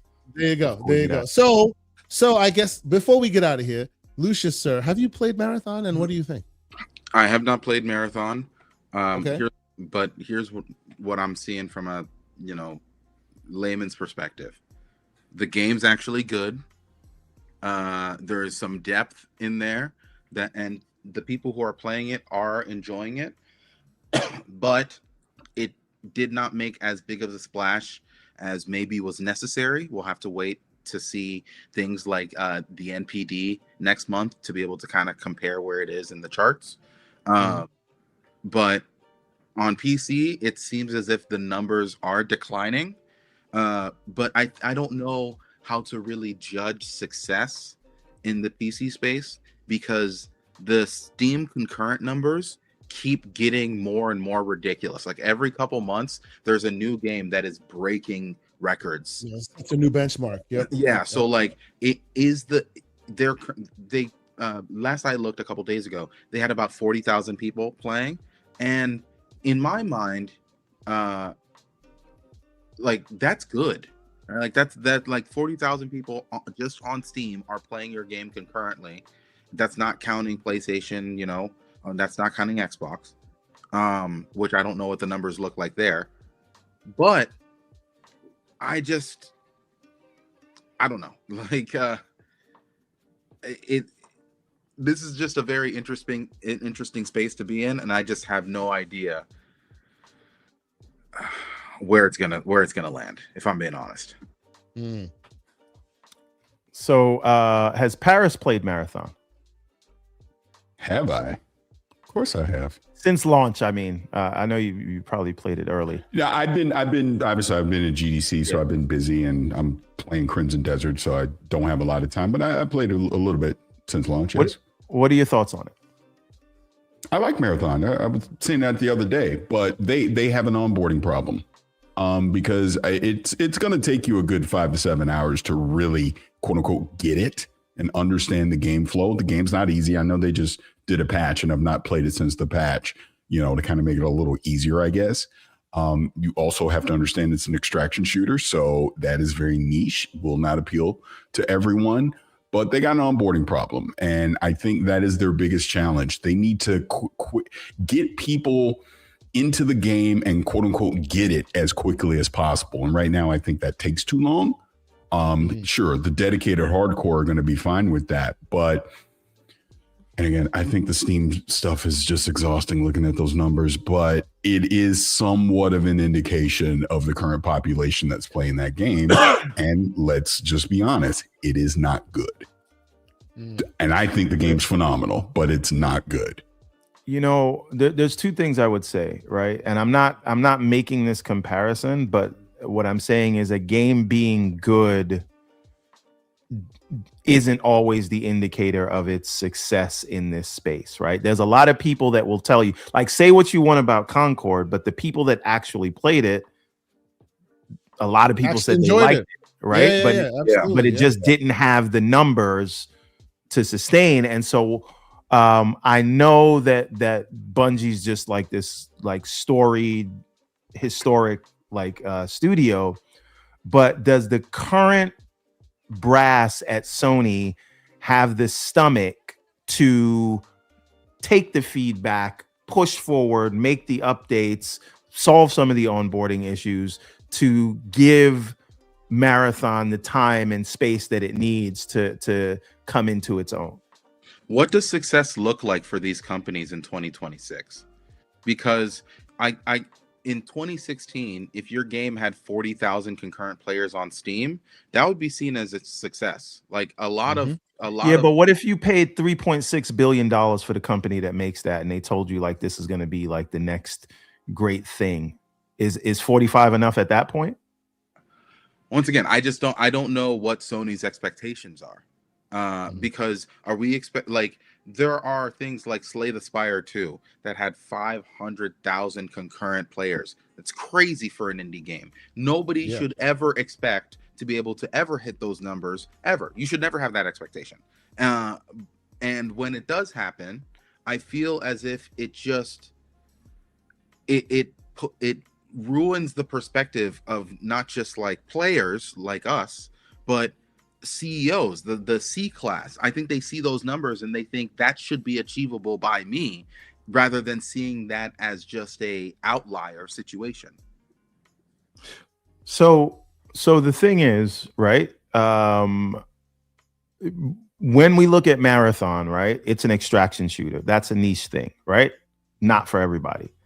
But Arc Raiders is also an extraction shooter, right? Arc Raiders has been out for several months, and they're at triple the numbers what Marathon is. So a studio like Bungie that is coming off of a Destiny that has a certain pedigree, I do think they have loftier expectations than just a random new game. I am only asking not whether the game is good, but is it good enough for Sony, and are they willing to stick with it to give the game? Will they do the Ubisoft thing? Is what you're saying. Will they be Ubisoft? You brought up Arc. You brought up Arc Raiders, and I think that you need to understand that Arc Raiders is coming from a team of very talented live service people who have been doing the live service thing not just for a game for a long time, but have done it recently. So they've learned a lot of the recent lessons that have been needed to be successful. The reason we're talking about Bungie, right? No, sure, but here's the thing. Bungie learned a lot of its lessons in the earlier stages of Destiny and Destiny 2. They've been kind of on autocorrect for a long time. Now they haven't had to present a new product to someone. In comparison to the developers that make Arc Raiders, this is the second or third live service game that they've released in the last 5 years. It was this game, the finals, and I think one other game that I can't remember the name of. And you remember the finals popped, and after about 6 or 8 months, the numbers started to declining, pretty significantly. And the finals are probably, around that 20,000, 30,000 number right now. So Arc Raiders might end up getting to that, but like these people really know how to make a live service that pops at the beginning, but they don't have the longevity that's needed for like a bigger company like Sony. So even if they were to hit these numbers, do you think that Sony would be okay with it declining down to 40,000, or would they just shut down the project? Like, I just don't understand what the scope of success is, both at the beginning nor at the end. I just don't. That's why I'm having a problem answering the question, Everborn. I just don't know what Sony thinks is success here.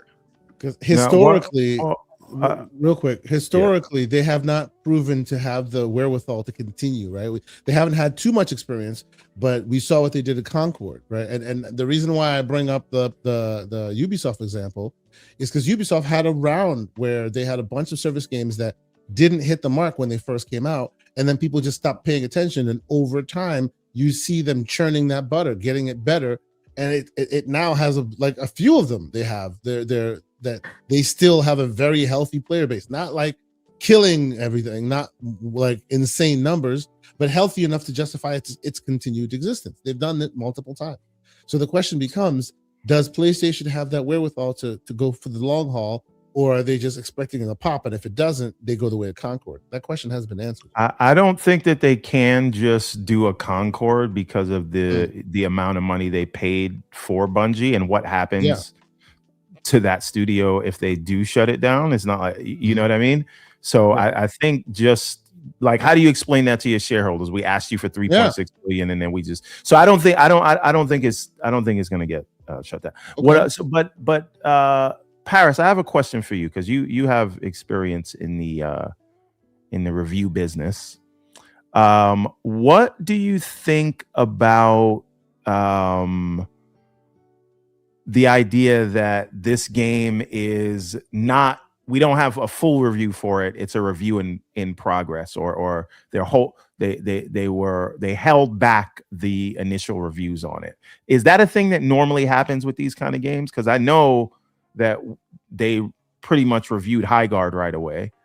What do you think? What do you think about this? I can give you the answer. So when review code went out, I got the same thing that leaked out and people blew out of proportion into nonsense. All they said was, hey, you can obviously review it if you want, but we got additional content coming down the pipeline. It'd be great if you can hold your final review until then. Review in progress is very common in this industry. You see it a lot with multiplayer type games where it's a review in progress. So it's up to the individual site or person who's doing a review what they want to do. If you want to put a full review out right now and put a score on it, especially if you're in Metacritic, knock yourself out and do it. The people that say, hey, this is kind of funny, as an example, I wasn't able to be on it, but Mike did a review in progress, because we're in progress. We've not seen what the true final in-game content looks like yet, because it's not out yet. It's whatever you decide to do. I don't think there's a right or wrong answer personally. If you want to put something out, do it. If you want to wait and call it review in progress, do it. Obviously, Bungie suggested, hey, you might want to wait because of this.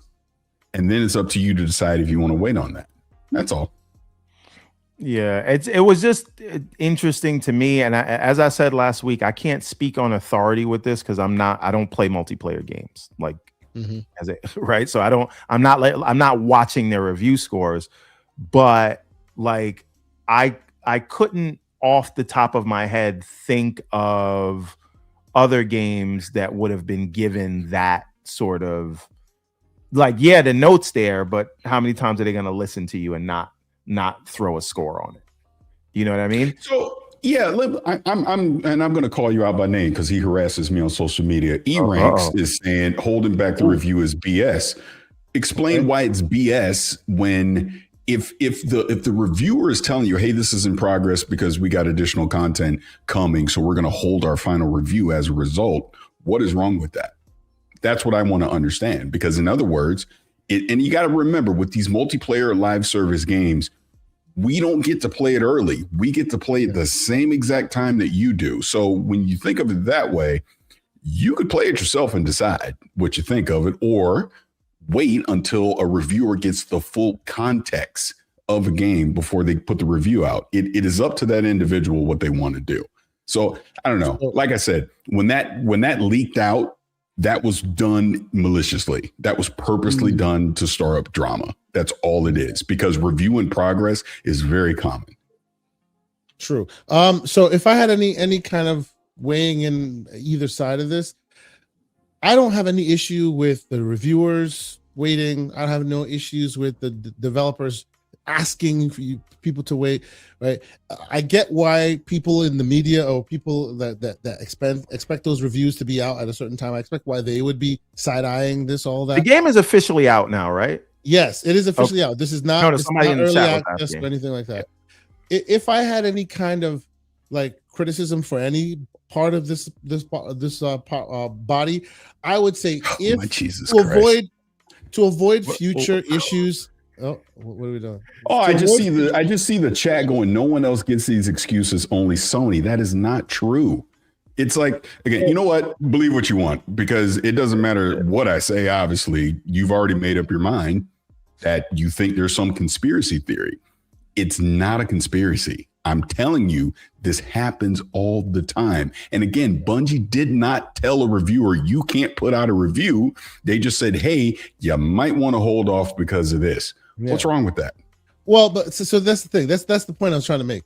To avoid this, we also want to add that for people referencing Concord, Aaron says the review codes for Concord went out much earlier. Okay. Much further back from the actual release. That's why that so in the Concord example, people got to play before the servers were available to Gen Pop. I get it. Yeah. But to avoid this in the future, specifically for this kind of a game, whether it be live service and the like, there should be some guidelines that come from these aggregators, because everything is fair when there's no guidelines available by the aggregators. And by the aggregators, I mean OpenCritic and Metacritic, right? Like anyone can ask anything and everyone can make their own choices, but the aggregators are the source of truth that bring it all to a head and give you that score, right? So if there is an appetite or if it seems like people are having issues with this, I would think it'd be up to the aggregators, the arbiters on top, to say, okay, from now on, these are the guidelines when it comes to open source games or something of that nature. Like, besides that, you can't hate the player, you can't hate the game. This is how it works, right? There are choices being made across the board by everyone. And I feel like it is incumbent on the aggregators to set some kind of standard, if there is a standard to be set, right? Otherwise, everybody's just always going to be like, well, Xbox gets a tax, so PlayStation gets this, and it'll always be this kind of thing, right? Even though, to your point, Paris, I've seen provisional reviews happen also pretty frequently, right? And yeah, it is what it is. I have no dog in the fight. Think Call of Duty as an example. I think this is a good example of it. The campaign gets reviewed right away because you get to play it early and you can review it start to finish. Multiplayer is typically review in progress. Yes. Because you can't really play the multiplayer until day one. I see people's criticism saying that there should have been at least a provisional review out, and some people chose not to even do that at all. But this goes back to what I'm saying. That is that individual's site. It's a choice. Site made that decision. That's right. At no point did Bungie mandate it. Because again, like I said, kind of funny. A site I am a part of had a whole ass review in progress about it. That's right. That's my point.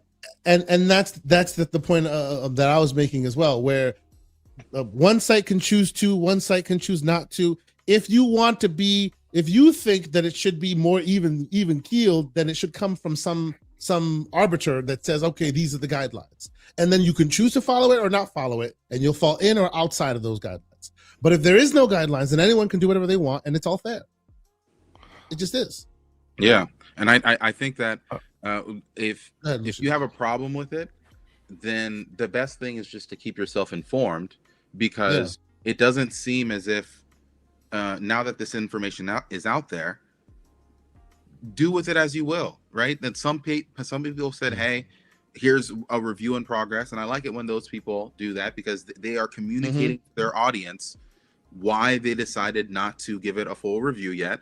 But it's just like, hey, if I were to rate it right now, this is kind of how I'm generally, this is what I would give it. That's but right. Yeah, we don't really know the full thing, so I'm gonna wait until whatever, and then I'll give it a real score.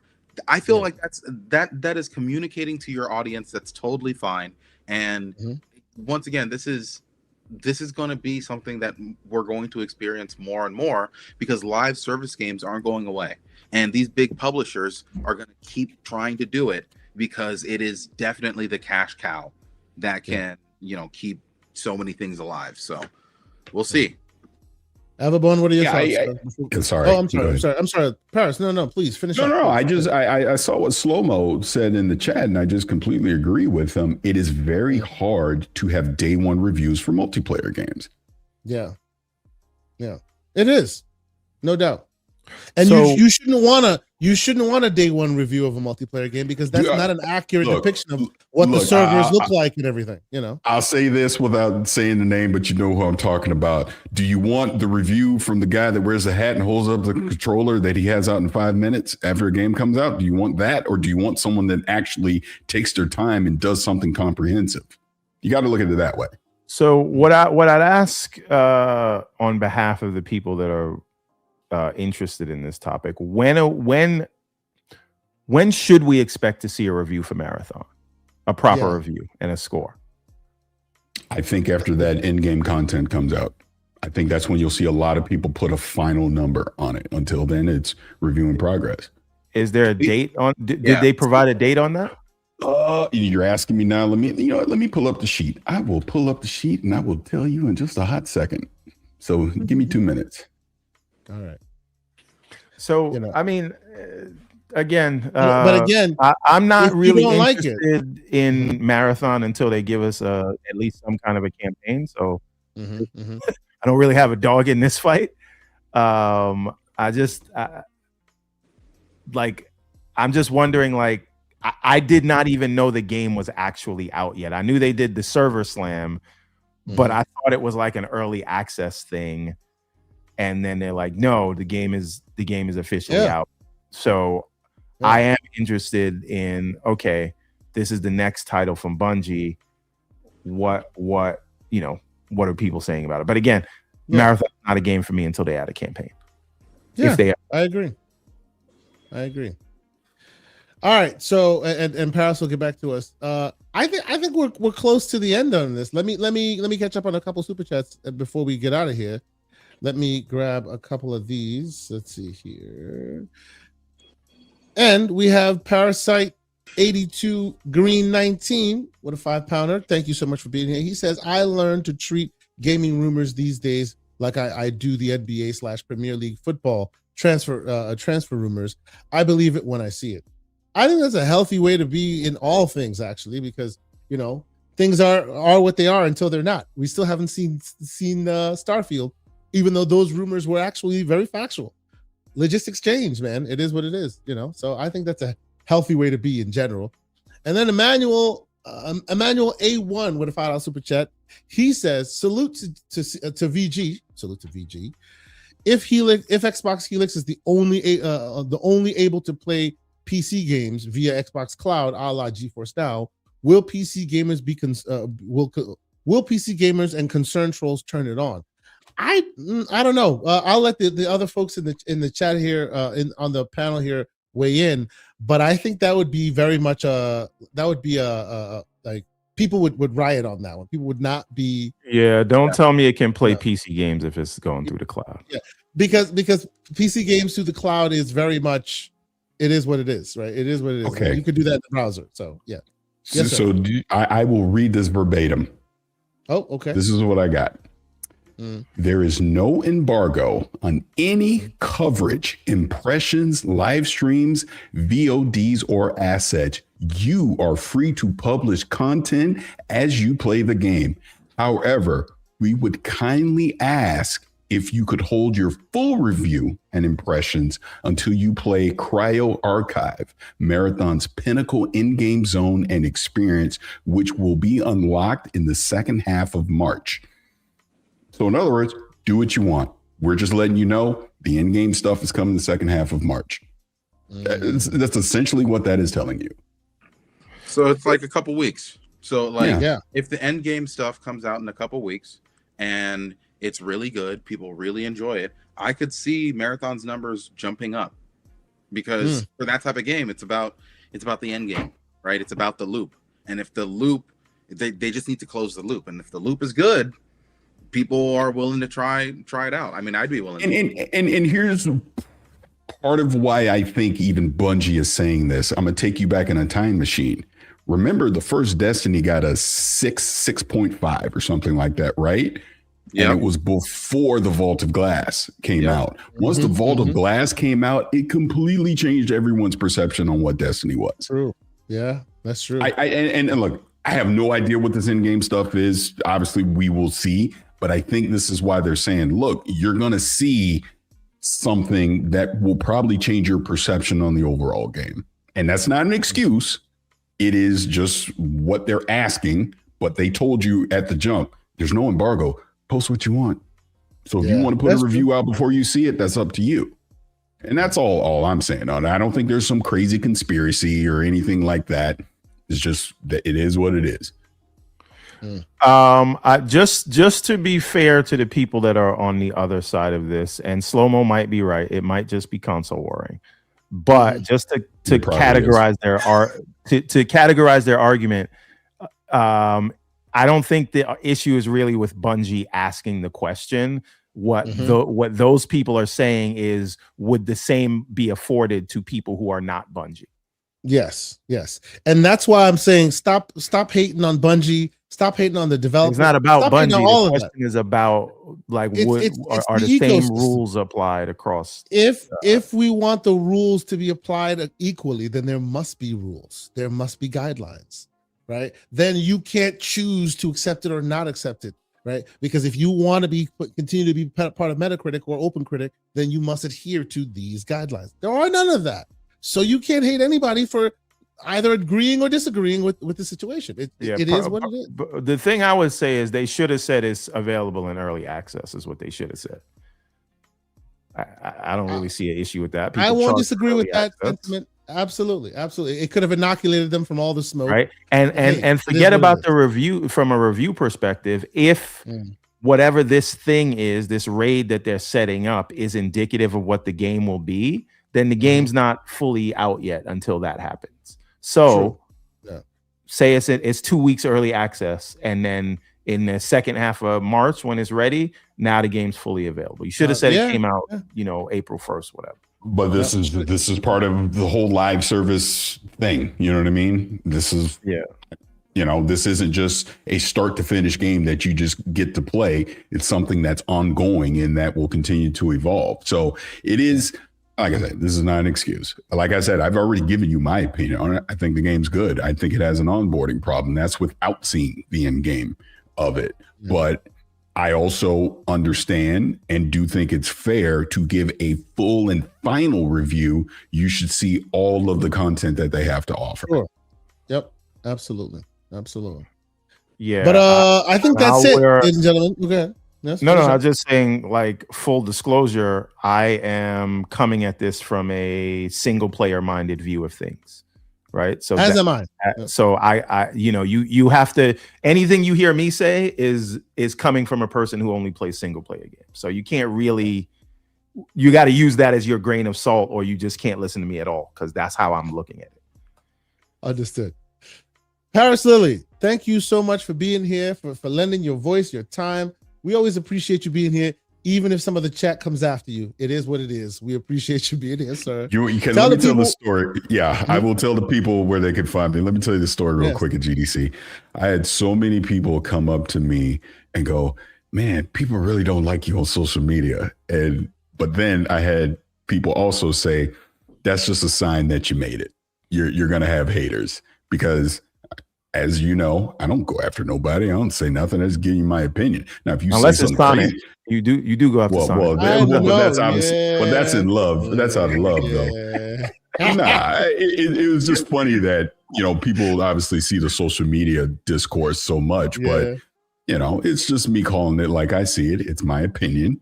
You don't have to agree, but it really just comes down to this weird cabal online of, they're like, I don't know, maybe they don't want to see a brother do something. I don't know.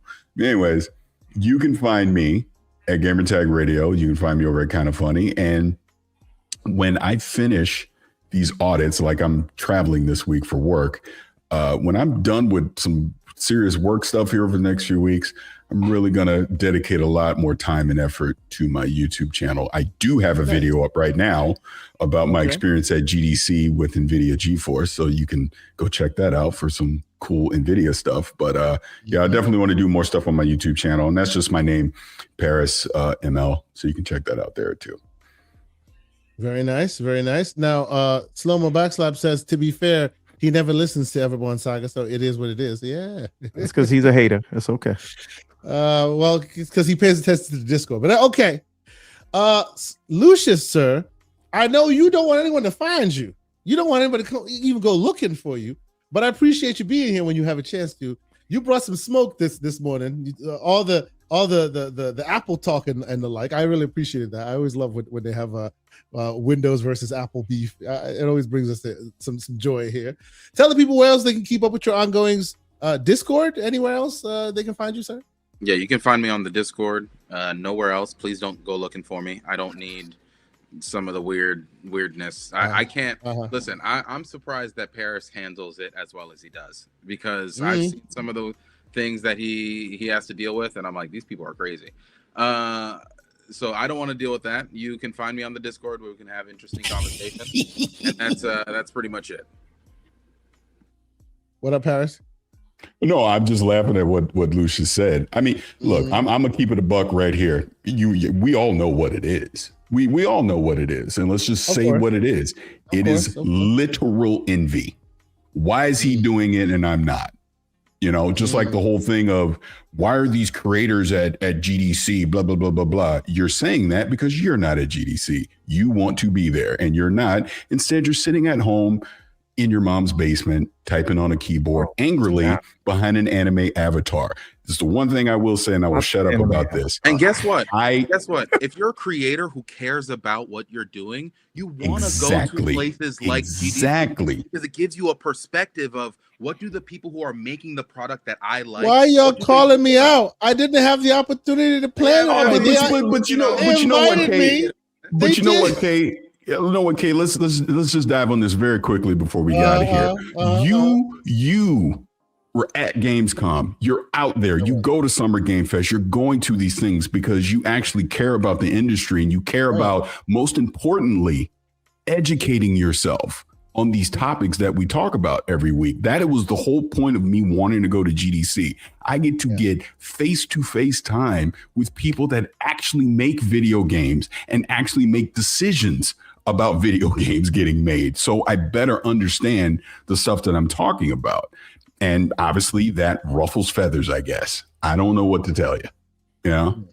2027, GCP will be at Discord at GDC. I'll say that now. I'm putting it into the universe. We're doing it because I feel like I would have been really great to be there this year. We'll talk about it next year. Anyway, Everborn Saga, what you got for us, sir? I got nothing, man. I'm in the Discord. You know where to find me. Working on the new house build. Trying to get the other things going. Working on some new Everborn books. Trying to get them out later this year. You know, the usual. Paris, I will say before we get out of here, you do need to show up at one point in our Discord to go reprimand. Don't do it, Paris. Paris, all of his slander. Let me tell you a story. Let me tell you a story. Let me tell you a story. Let me tell you a story. Umbra just keeps the mockery, No, and let me tell you a story why I won't show up in the Discord.